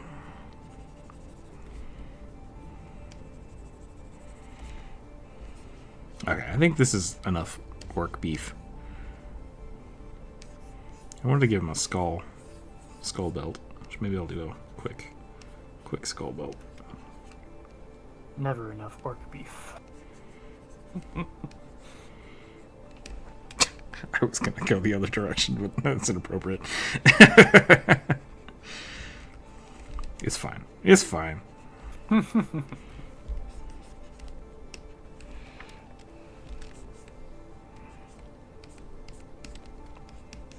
I'm willing to acknowledge my biases. Needs more red. Oh, I forgot to put up a color thing. Why don't we take a quick break? I'll put up a new post. I will put up a new post. Rest your eyes for a second. I'm gonna go get a drink and maybe some beef jerky because I made some and it's amazing.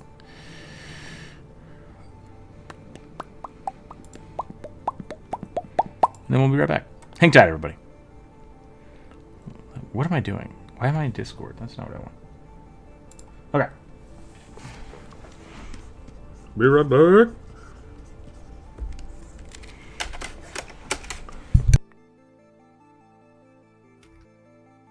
I'm still here, chat.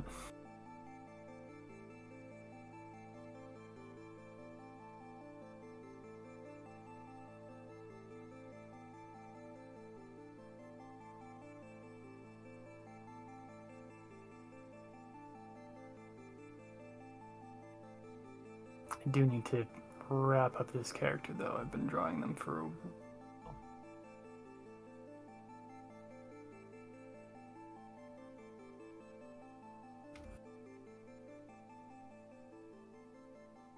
It's a little too dark.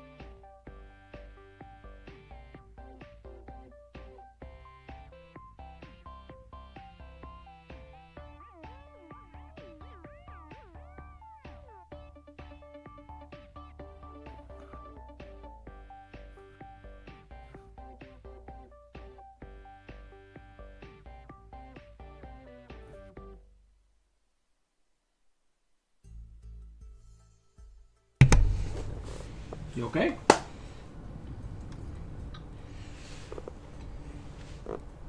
Okay.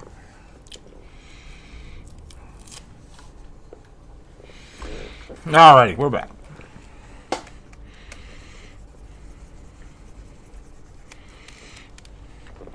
I feel like we need to put a tattoo on this bad boy. Oh, yeah, absolutely.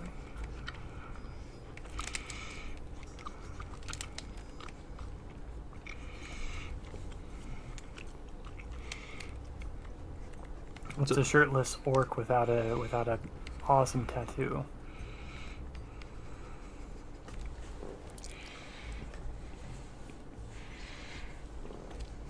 What kind of tattoo would you put on a shoulder?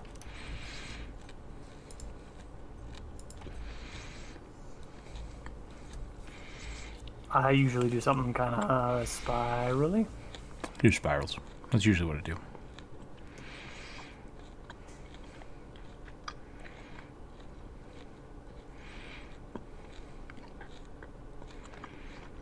I went to a college open of the evening. Do you have those? Yeah, we have those. Open houses or used to do like a it's weird, like bring people up for a whole week. College fair. Yeah. A heart with a mom on it. I mean, that's what I was thinking, but it doesn't feel quite right. A snake. The snake might work.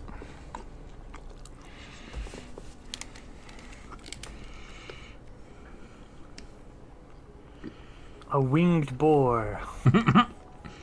Just put the pig on it. Yep.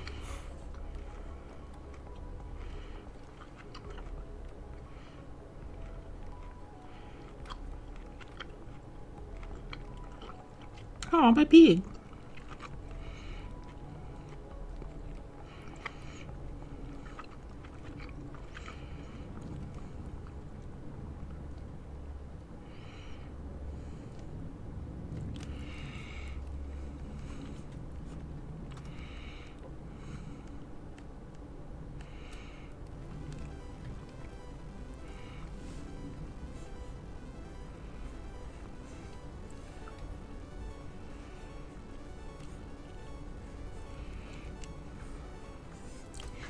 Now it looks like he's wearing pajamas.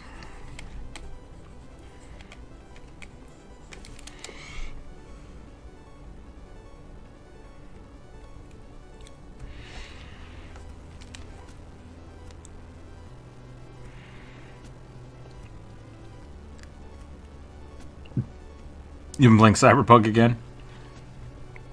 So it's good now? Okay.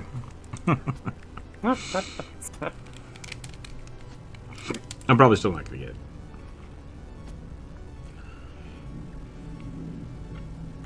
I started watching Dark City again last night because I haven't seen it in like 10 years. Show's wild. If you don't know what that is, it feels like someone was like, I really like The Matrix, but what if vampires?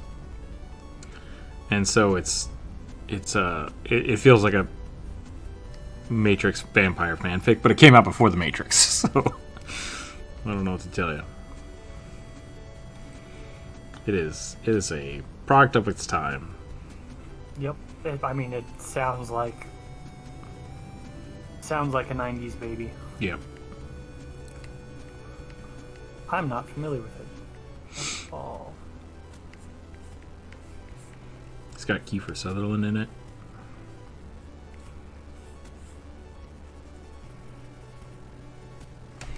They give away the whole plot like right at the beginning. It's just like space vampires came to Earth, now weird city. It's very heavy-handed, but I don't know, it's enjoyable.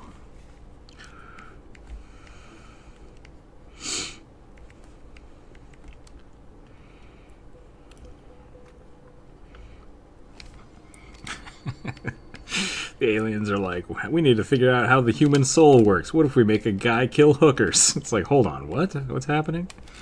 I'm confused. This will tell us something about the human condition, I'm sure of it. I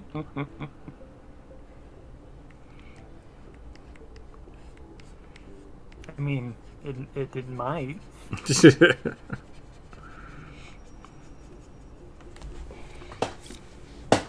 sure if it'll tell you anything useful, but... Yeah.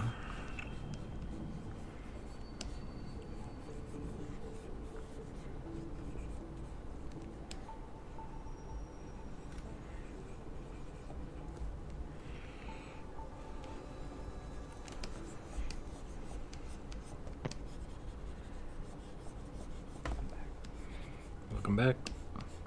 We're talking about Dark City. Don't worry about them.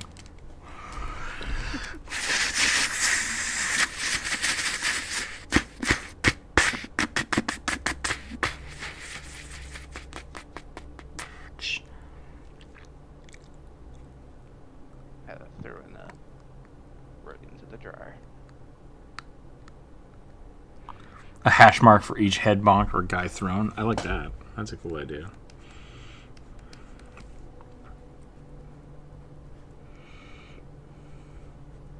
Zaz style.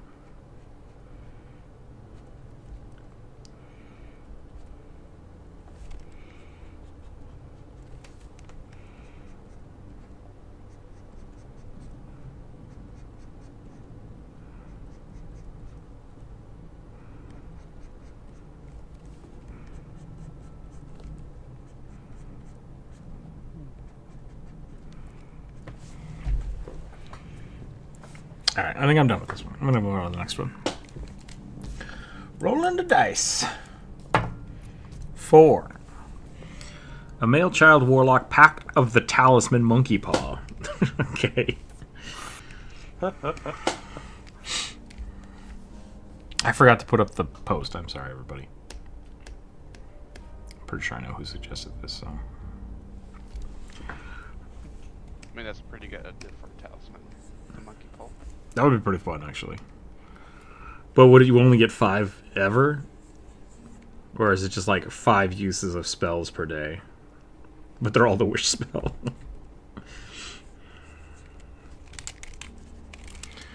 Can you even see this? Is this legible at all?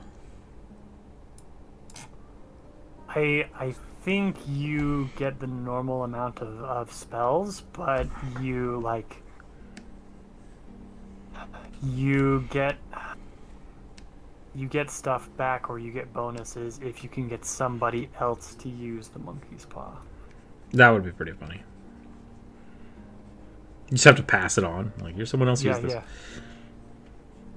Which is funny because something you can do with talisman is like you can pass it off on someone, and they get benefits and stuff like that. Yeah, but I mean, like, it's a monkey's paw, so maybe you're the only one getting the benefit, and you're passing on the curse.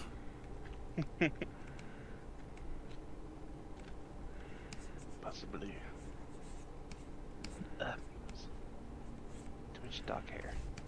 How do I make orange stand out? Blue? Do I put blue background? Might make it look awful. We'll find out. Hold on. Depends on the blue. You can get away with it if you either put a lot of brown into the orange, or if you really desaturate the blue. Desaturate the blue. Okay, yeah, that worked.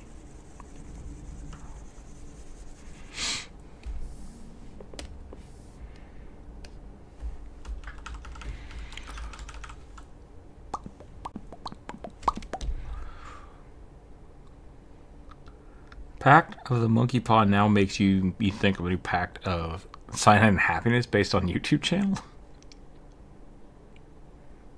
I don't think I saw that one. I know what you're talking about, but I just don't think I saw that one.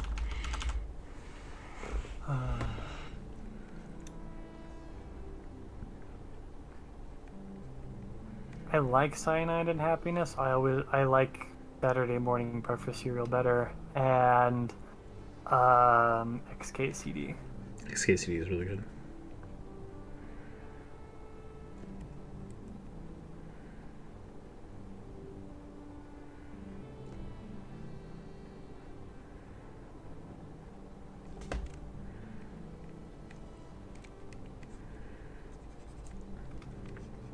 This feels really weird drawing with a higher contrast color.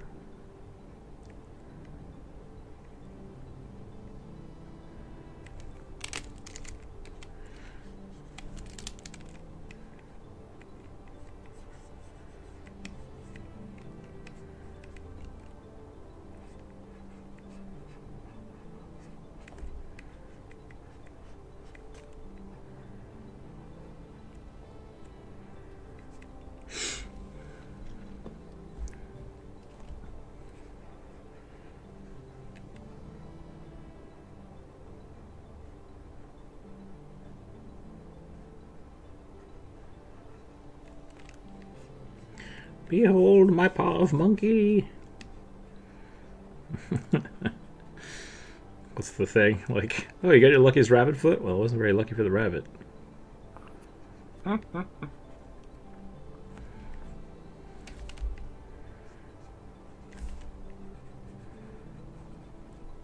I never understood where the concept of a lucky rabbit's foot came from. I don't either. Does Corvus have any insight? I can Google. Sure. It does just kind of seem like the sort of esoterica that you would kind of be into, right? Which is, I think, why we asked. No, it would be the type of esoterica that I vehemently disavow because of animal cruelty. Fair.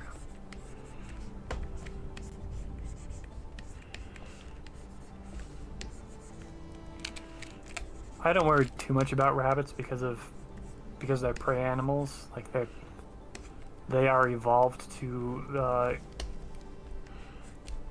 get eaten. Oh no, I have a bad story.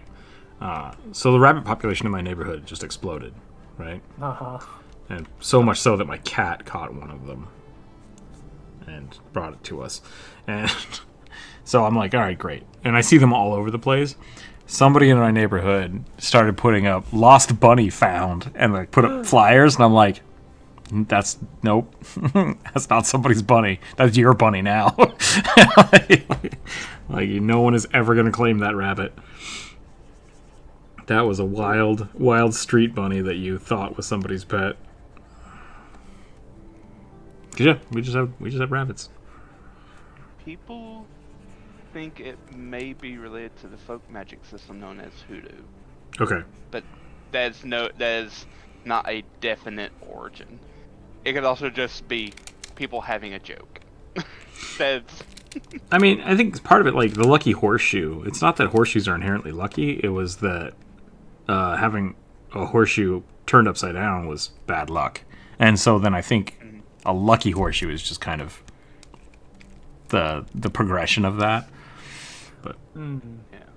That makes sense to me. so I don't know if There that a is number of things. Some sources say the rabbit must have been taken on a full moon, others specify the new moon. Some Oh, say it interesting. must be on a Friday, or a rainy Friday, or Friday the 13th. Or some sources even say the rabbit must have been dispatched with a silver bullet. While others say it must... Oh, I'm not reading that last one. Too cruel. So there are actually there's specific ways to get a lucky rabbit's foot, not just all rabbit's feet are lucky. Yep. Gotcha. Okay. That was my misunderstanding then. Same. It looks like... It is a North American folklore thing. It's not related to anything from Europe. Well, European bunnies are tiny. Yeah. I don't know if that's true. Well, Have you seen a hare? I thought hares were North American. Is that not true? No. Oh, okay. Uh, I'm they're thinking. North not- American rabbits not- are generally pretty small. I was thinking of jackrabbits. Where are jackrabbits from? Texas. Okay, North America, not just the entirety of the American Southwest. but they're big, aren't they? Aren't jackrabbits they're- pretty big? Yeah, but they're Okay. more of a hare than Okay. rabbit. Well, now I was gonna say we're splitting hairs, but now we're just I don't know the difference. I don't know the difference between a hare and a rabbit. So They're a slightly different evolutionary group of the same family. gotcha. Same family, different species. Lucky rabbit beaver. Wait, lucky beaver foot. I don't know where to go. Street bunnies are great. Yeah, they are all over the place here. Lucky rabbit beaver is an entirely different Yeah. Lucky rabbit's foot.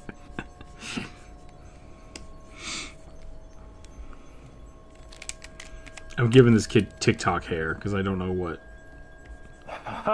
what kid fashion looks like anymore. When I was a kid, it was I just shaved my head. I just shaved my head every weekend. It is my understanding we're going back to 90s. Oh no. Middle part, baggy pants. I'm fine with that because right now the TikTok trend is what if just everything up front and nothing else? And it's stop what you're doing. You look like Rockadoodle. Get out of here. Another very old poll. I think I only watched Rockdoodle once. I only watched it because it was the only VHS that my school had.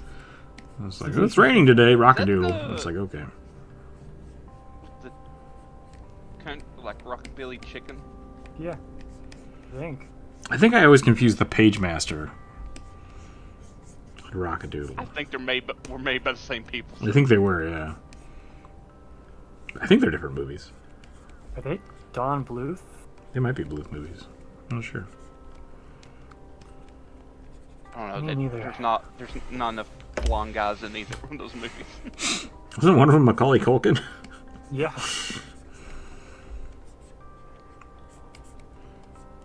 Absolutely, Page Master was Macaulay Culkin. Okay.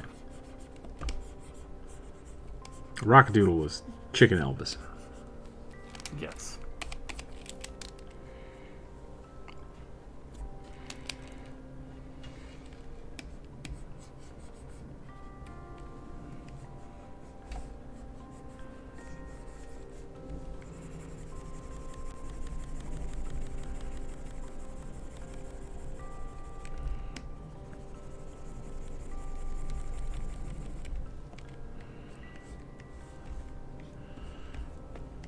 Do you think if you were a warlock with a monkey paw, you would tell people about the monkey paw, or do you think you would hide it?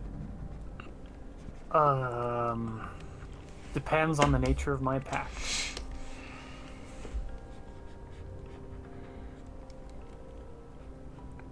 If my pact is I use the monkey paw and bad shit happens to the people around me, I'd keep it secret. If the pact is I share the monkey paw so that people make wishes and bad shit happens to them, I would be sharing that all over the place.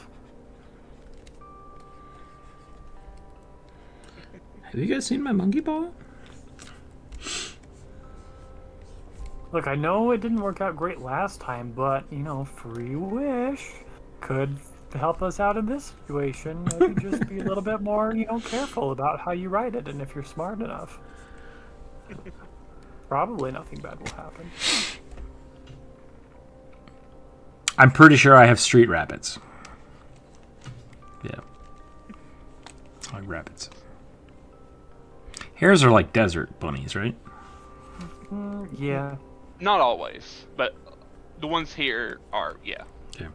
Definitely are desert bunnies. Like, all domesticated, like, pets that are rabbits are actual rabbits. While hares are... I feel like your fear of rabbits come from hares, specifically, because they're the more creepy of the two. My fear of rabbits comes from horses. And until people realize that rabbits are just tiny horses, I have work to do. Tiny horses that eat their own poop. Yeah.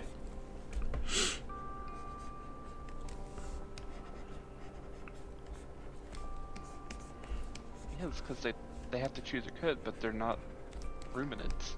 Correct. Yeah. They gotta make they gotta eat the grass twice in order to digest it.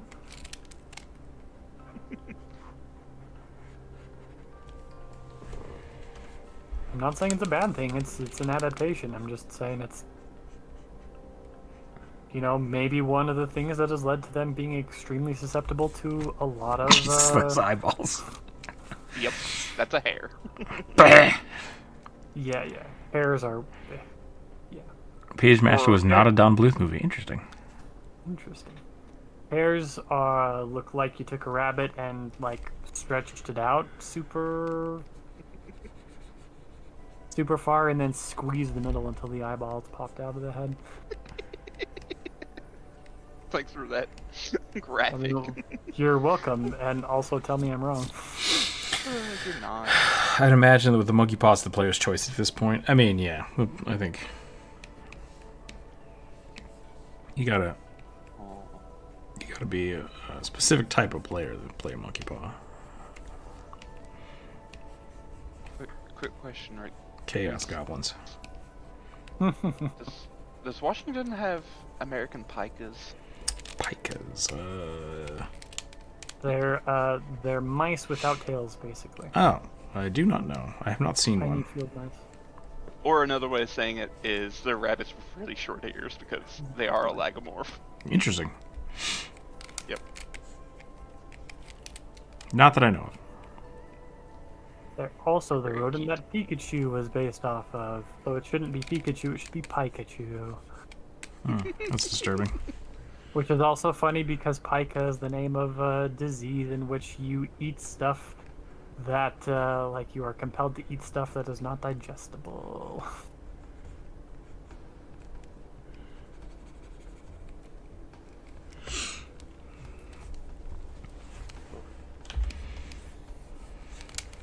I don't know how to draw noses anymore.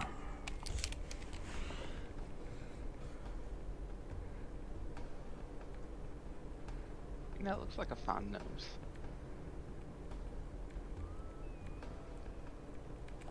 Probably the best noses I could ever draw. Alright, I spent too long on that. I'm done with that. Ready for a new prompt. Hit me.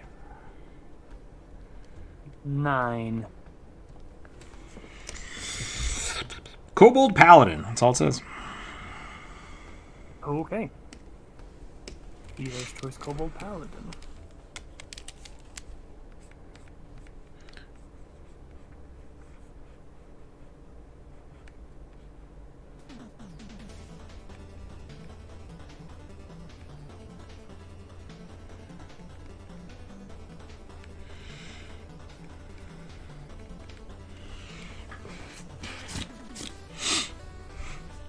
Yeah, now my nose is starting to bother me. What? My nose is getting stuffy. Oh. Wasn't sure what exactly you said. It's like, Sorry, so my nose is starting to bother me. oh no, I heard the second time. Okay. It just the first time I was like, I wasn't sure what you said. So. Imagine using said monkey paw to mess with halfling luck or lucky feet. You could have this power boon, but now your roll is at disadvantage. It secludes your friends too. Aura of bad luck. Aura of bad luck is really good. I like that as a thing. Talked about that a little bit with my gremlin video. But yeah. Aura of Bane would be really funny. So definitely an option. Paladin second edition. Yeah, that's kind of what the I took that thing with finite for like the time one. You get to re-roll any roll, but then for the next 24 hours the DM can make you re-roll one. It's just like, oh no, here we go.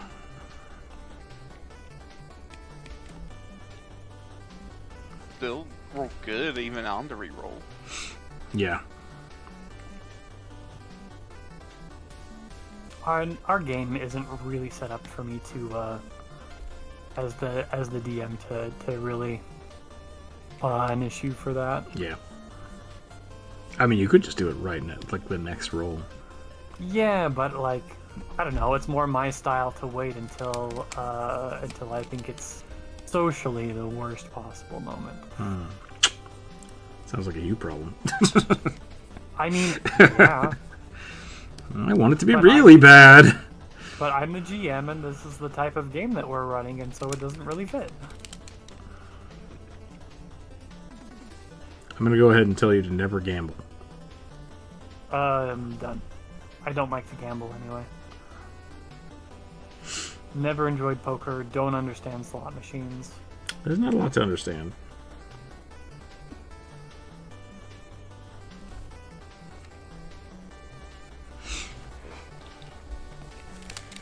I think the only one I've ever really understood, I guess it was blackjack. Blackjack's fun. Blackjack's We had a fine. my university. I guess it was around like the week before finals. They had a gambling night. Ah, yes. Church things love to do that. It's really weird. And so we like you got like so much in like tickets basically. Mhm. Lose the money. It's not gambling if we use some kind of token. You mean like a poker chip? No. I mean, we we were from a very liberal type of denomination that ran the school, so they wouldn't even care about gambling. So it just dudes may not actually have real money. No. Yeah, no, I've been to a few like fundraisers like that where you go in, you pay money, and then you get. It basically turns into like Pojo's or Dave and Buster's or whatever the hell you want to call it. You can buy like, oh look, I got a cake. I think one of the prizes was like an Xbox One or something like that, or PlayStation 5. Nice. That's fun. Yeah, blackjack is I think one of the more skewed towards the players, but like it's still at like a 56%. Oh yeah. For the house to win. So. And they get real pissy if you know enough statistics to count cards. It's really hard to count blackjack, but you can. Yeah, like you can do it. I mean, it's hard to count cards, period. But yeah. Always been outside of my skill set. Yep, my friend, he set me down and it's like, alright, I'm going to teach you how to play. He tried to teach me Texas Hold'em. I was like, fine, I'll teach you blackjack. It's easy. I used to play poker with my friends, and if anybody started getting like really low on chips, then we would just play a few rounds of blackjack as that person being the dealer until they got enough money to start playing poker again. It was just like.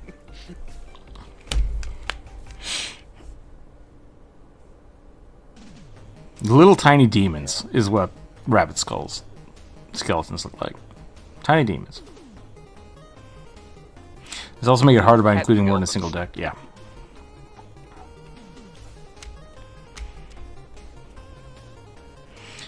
Who want to be in melee range?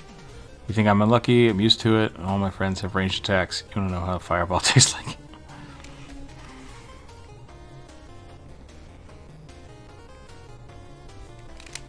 And now, because we were talking about the monkey paw thing, and now I have an idea, like animating the monkey paws as like chill touch.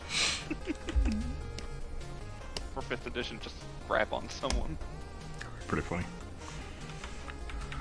Make a wish! Get off! What? Make a wish! As it tries to strangle them. Yep.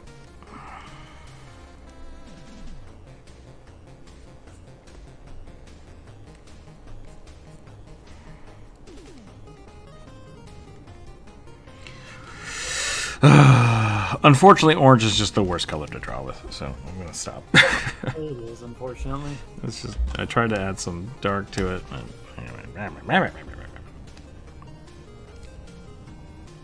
I might just try that one again. Alright. I'm gonna try that again with the red.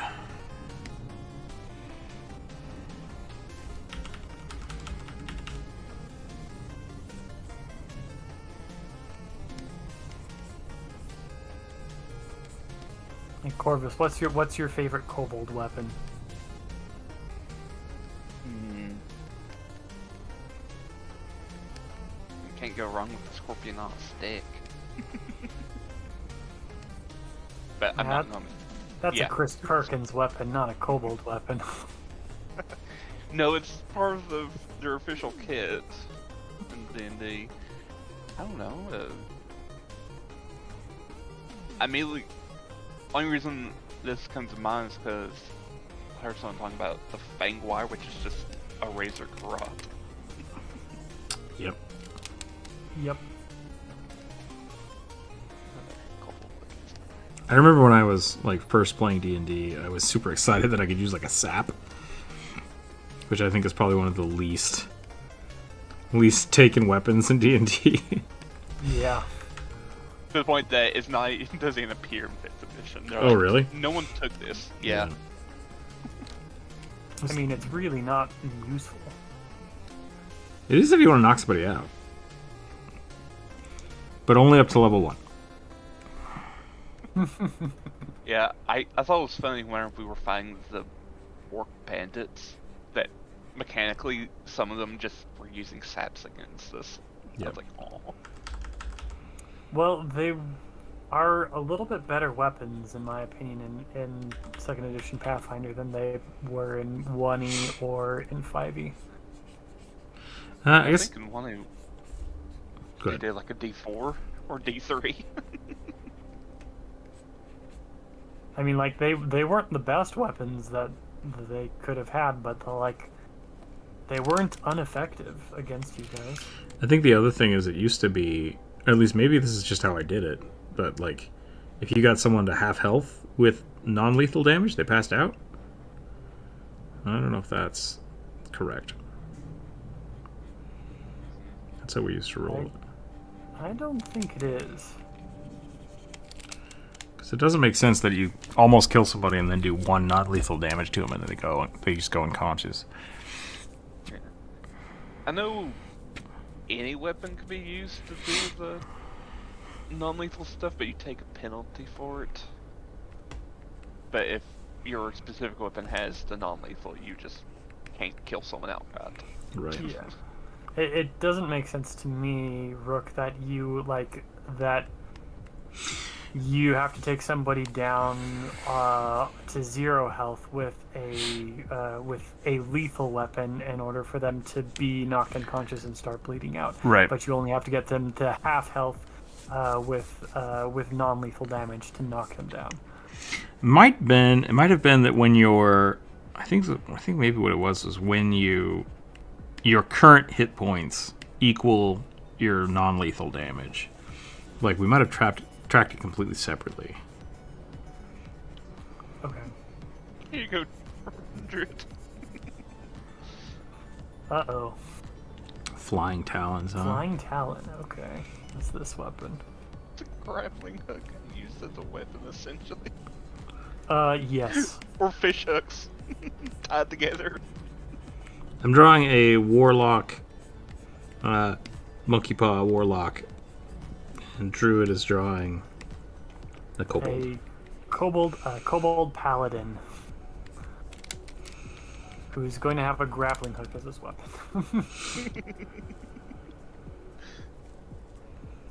Dragon claw themed grappling hook. Yep. Because when you're a kobold, of course you're going to worship a dragon. Yep. And because it isn't a fenced weapon, but because it has the kobold trait, the paladin can use it. Or if we're talking second edition, a champion. Yep.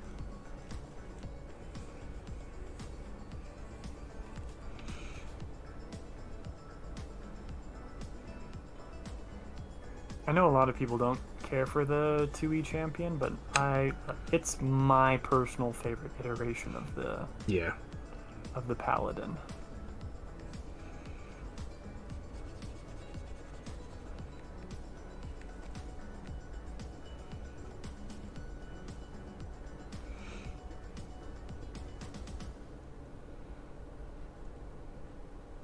I've said my piece on the champion, so I won't get in here. Oh, that's fine. It's not like I hate it, it's not for me. Oh yeah, totally. I get it. The 5e paladin is not for me. It's so dang strong. It is, and I like the strength, but I got problems with the theming mostly. That feels. I don't know about that.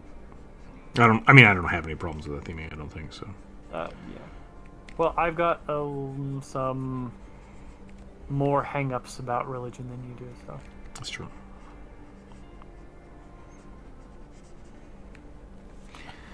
Can a rogue use any ranged weapon to sneak attack, stealth, trebuchet? No. No.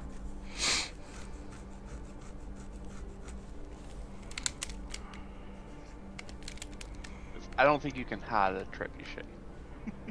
It just also doesn't matter. Like, hello, I'd like my atomic bomb to do 4 more damage, please. Yeah. It's like, okay. Because, like, way it works for the ruffian, who can use any simple weapons, is they cannot sneak attack with something that does more than I think a D8 or a D10 of damage. Interesting. Anything but that they don't get sneak attack. I think it's a D8, so which a D8 is a decent amount of damage. Yeah. Ugh, I'll be right back. 1 second. In some cases, I'd rather have a D8 than a D12.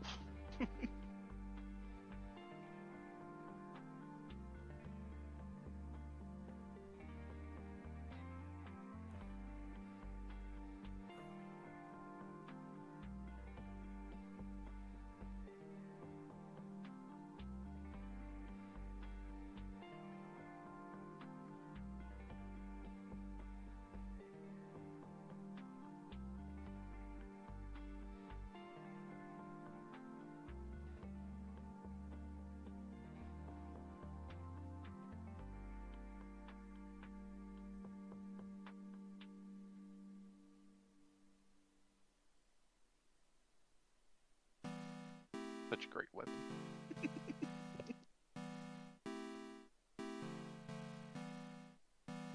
That also sounds like a great vigilante name for like a kobold.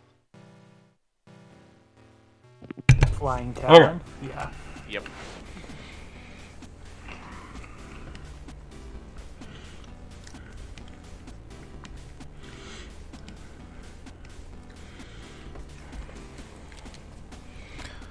You don't play a religious paladin, just want this. Just what?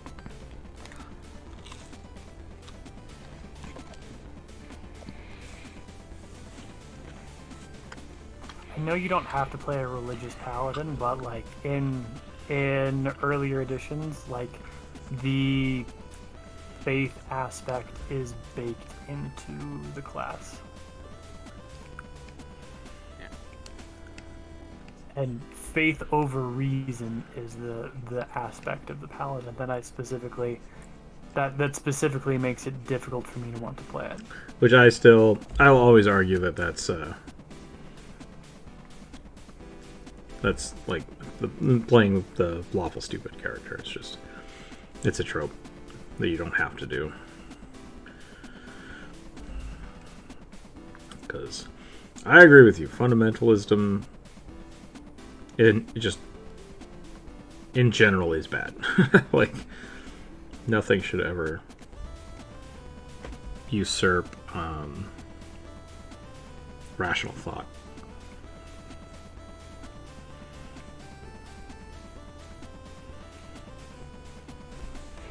Sorry, I got really, really focused on trying to draw that hand.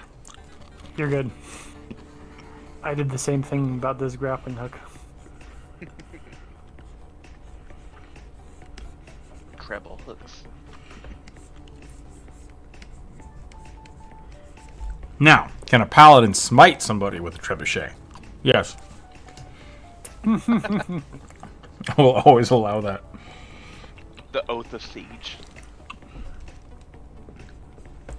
Honestly, like the sneak attack thing with the trebuchet, like that would be so situational, but I might allow it. Did you guys ever see The Rock? Not the character of the movie. Nicolas Cage shoots a guy with a rocket. Sneak attack damage. 100%. You are the Rocket Man. Bam! Please tell me that gives. I don't know if I would. Go ahead. I was gonna say I don't think I would allow a trebuchet, but maybe something like a ballista. Something a bit more manageable, where you could. If someone's unaware that you're messing with the ballista. Yeah, that's what I'm saying. Like, 100%. You sneak up and like trick a guard into walking in front of their own cannon or something. Just like, surprise! Sneak attack on a ballista, sure.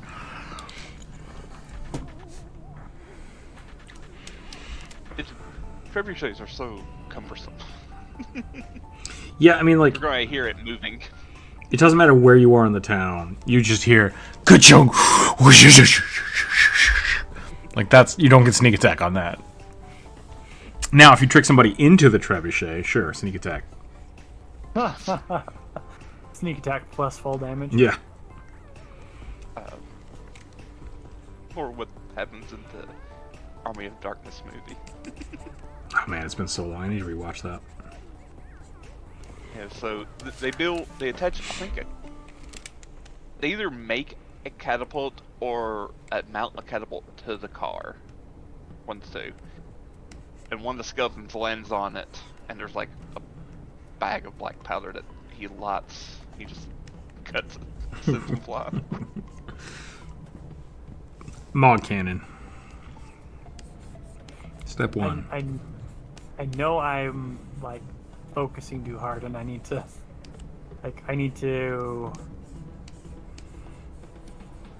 heal a little bit because I heard Corvus say strap an edible to a car, and I just rolled with it for a full 10 seconds before I did a double take and was like, wait, what? No, that can't be correct. Catapult. A tension catapult. Step 1, find your cousin. Step 2, load your cousin in a cannon. Step 3, find another cousin. It's my favorite Magic the Gathering card. If people want to send me copies of the Mog Cannon, I will totally be fine with that. I will be the guy that owns all of the Mog Cannons. Totally down. Okay. There's my Monkey Paw Warlock kid. I don't know what else to do about that.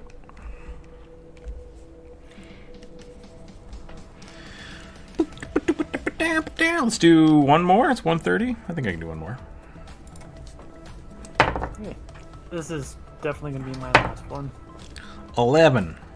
Punk style male Shadowkai warrior wizard. Lots of portal magics and nervous expression. With lots of portal magic. Those are conjurations. Okay. Shadowkai are the goth kids, right? Shadow elves. Yeah. Yep. They're just facts from Clinical World.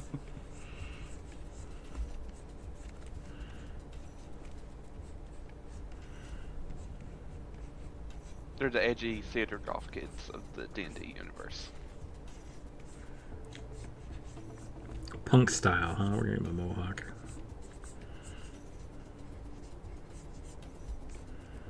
And they're distant cousins of the fetchlings. What are the fetchlings? Same thing as Shadowkai. But it's still elves? Pathfinder's version. No, they're so even in D&D, Shadowkai used to just be people. Like they looked human. I don't think they even had pointed ears at one point. They just made them elves for 5th edition. Oh, okay. In Pathfinder, Fetchlings are humans who migrate to the planet's shadows to escape the Earthfall cataclysm. Okay.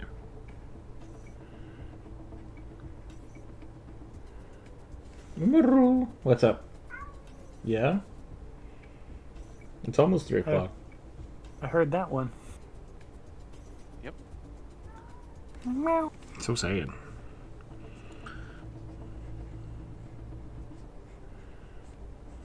It's dinner time.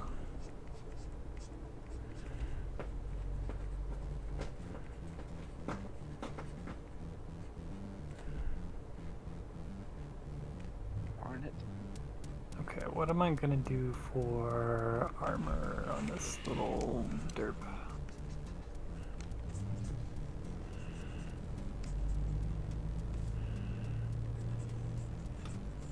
Both of his brethren. I found a scroll of Dimension Door in Baldur's Gate. I haven't been able to use it yet. Because I'm not high enough. I'm just like, oh man. The shenanigans I'm going to get up to with this is going to be good.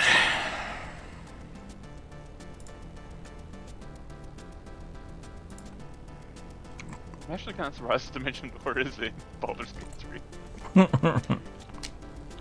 Considering how much it could break a game. You think? Why is that? I think mechanic, like, mechanically, not like game mechanically, but like hardware wise, it could probably, I feel like it could mess up things whenever, if there was meant to be like a load screen or cutscene, you could just teleport past that. Ah. I feel like it couldn't mess up that with that.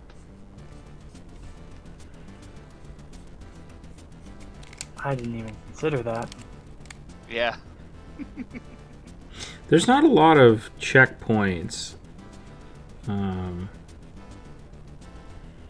Case in point, like getting into Baldur's Gate is probably pretty tough, and so you have to talk to people, but you also don't have to. So we broke the game real hard with sea invisibility. That was way more useful than I had anticipated. Really? Yeah. Interesting. Pro tip. You want to cheese? Don't trust the sheep. Oh, I don't know about the sheep. Oh, yeah, I know what you're talking about. Okay.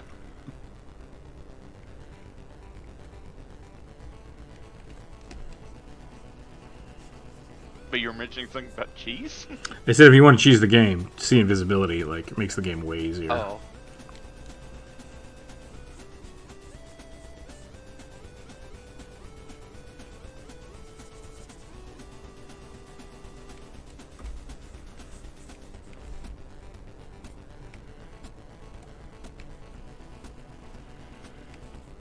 Portal wizard, eh?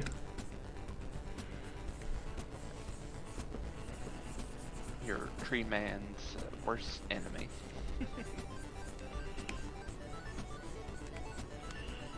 I'm pretty sure Dagon's new character would not go well with the tree. I'm pretty sure the tree's not gonna like what's coming. Well, I mean, that was kind of the point.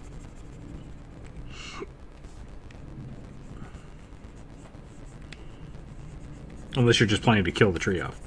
No. You fail and you die. I mean, oh. maybe, you know, it's a D&D game, so.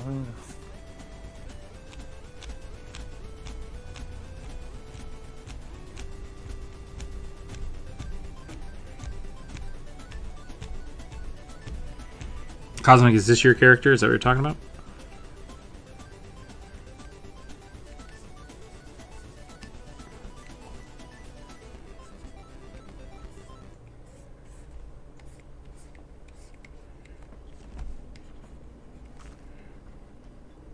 Skip cat. You just gotta wait. You already got a snack earlier, so you're fine.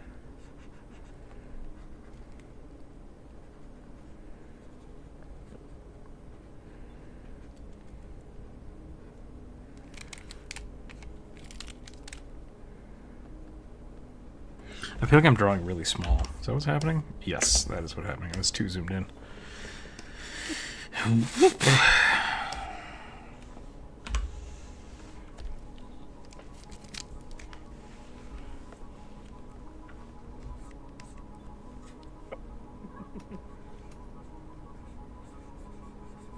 on, fly away with its ears.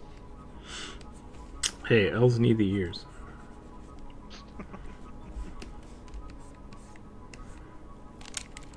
Give him some.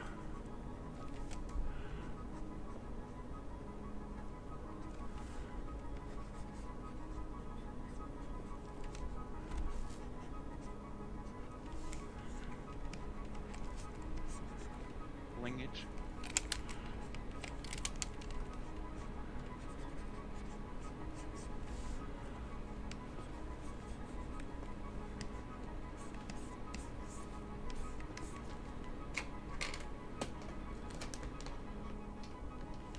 Skip cat, you can't just come up here and cause a ruckus because you feel like it.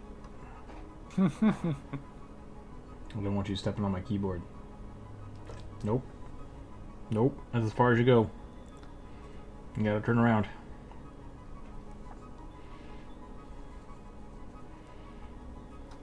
Nope. Nope. Nope. Nope. Nope. Nope. Nope. Nope. Nope. Nope.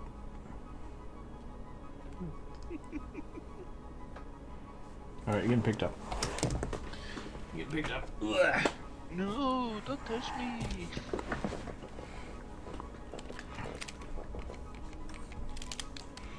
Did you let me do this before?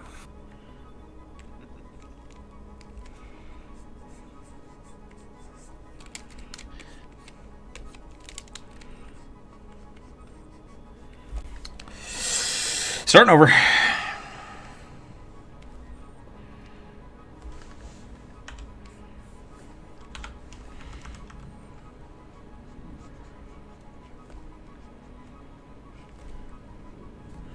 Bigger eyes.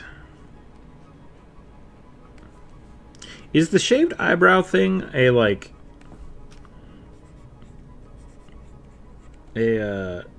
identifier that I'm unaware of? Man, I don't fucking know. I never understood that. Yeah. I think it's just a fashion thing. Okay. I've seen it on many different people's, so. The few people I've seen that have had it, have scars. I had it for a while because I got cracked in the face.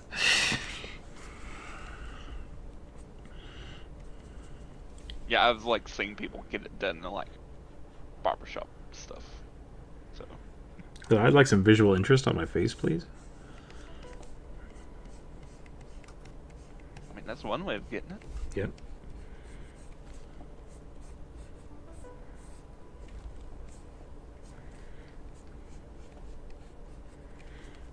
It's that or play rugby and get cracked in the forehead. Is that how you got yours? No. No, I got cut by a cat. Ah. I was gonna say, I don't think I could see you playing rugby. No, I don't. I wouldn't do that. You've said several times you're very small, so. Yeah. No, I had some friends that played rugby and they were all huge guys, and it's just no, thank you. I don't want you guys to just kick my ass. It'll be fun. I'm like, it's not for me. Not for me. It's not gonna be fun. Also, I can't decide if rugby is a low-class sport or an upper-class sport. It kind of feels like both some days. Interesting. Yeah, I don't know. That's It doesn't reason take for anything to low play class. rugby. Yeah, it's just a ball. Yeah. It's proto-American football. With basically no rules. I know that's not true, but it feels like it. It does feel that way sometimes. You can rake people with your cleats if you want.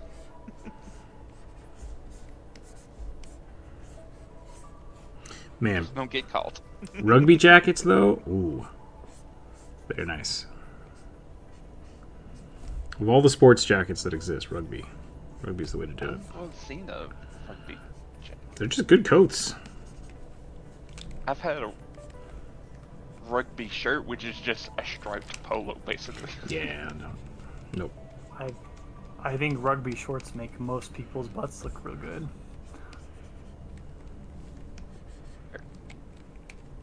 I think I'm burning out.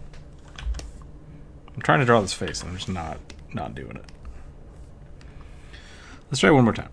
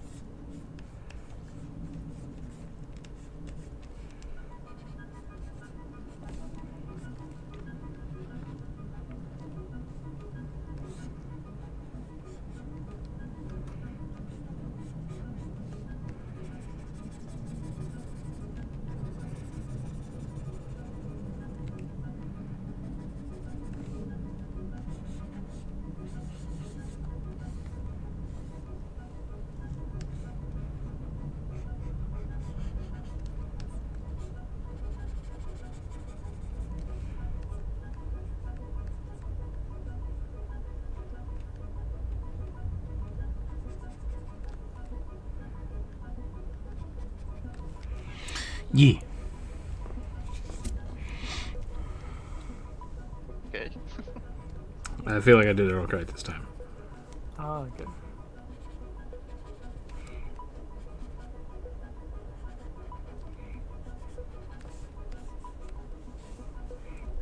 Because I'm also really starting to wind down. Yeah.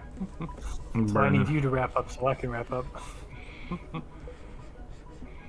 We could probably just call it here. It's almost 2 o'clock.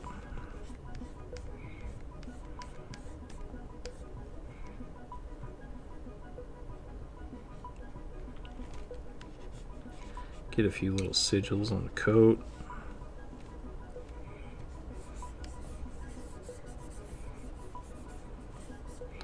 Maybe some big poofy sleeves.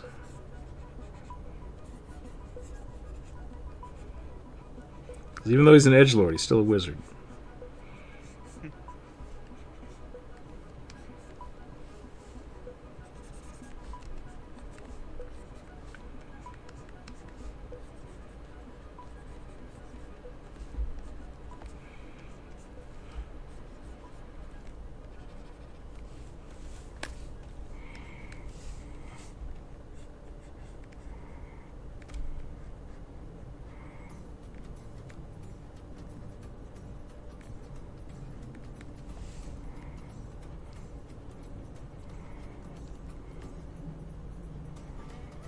I don't know why this is in this playlist. It drives me crazy. Every time I thumbs down it, it still comes back.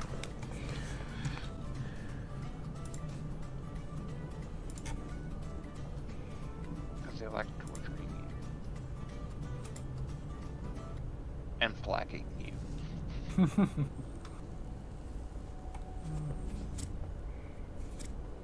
They call it He's Silver Music. Nothing but pulp culture says wizards should be in gowns. Okay.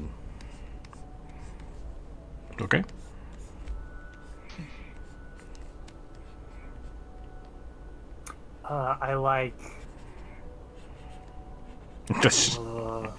the Dresden Files where Harry Dresden's like the reason wizards wear robes is because electronics don't work around them, and so they're cold all the time. Constantly So cold, yeah. Yeah, they have to live in old stone houses and have zero heating except for old fireplaces. Kinda cool.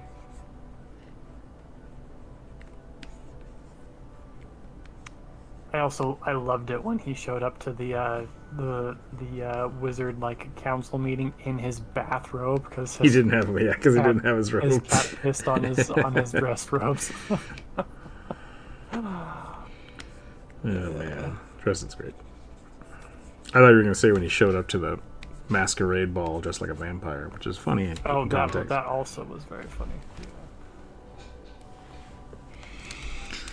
Okay. Especially when he like described it as intentionally being the most like bad stereotypical Halloween costume, like the $5 vampire Halloween. Blood on the side of the mouth and stuff. Yeah. Go read a Dresden book. They're great. Jim Busher, sponsor me maybe? I should email him and see if he wants me to, if he'd let me do like a Dresden video. Because they have their own RPG. They do? Yeah. That's cool. I've never played it. I was unaware. It's not one of the more popular ones.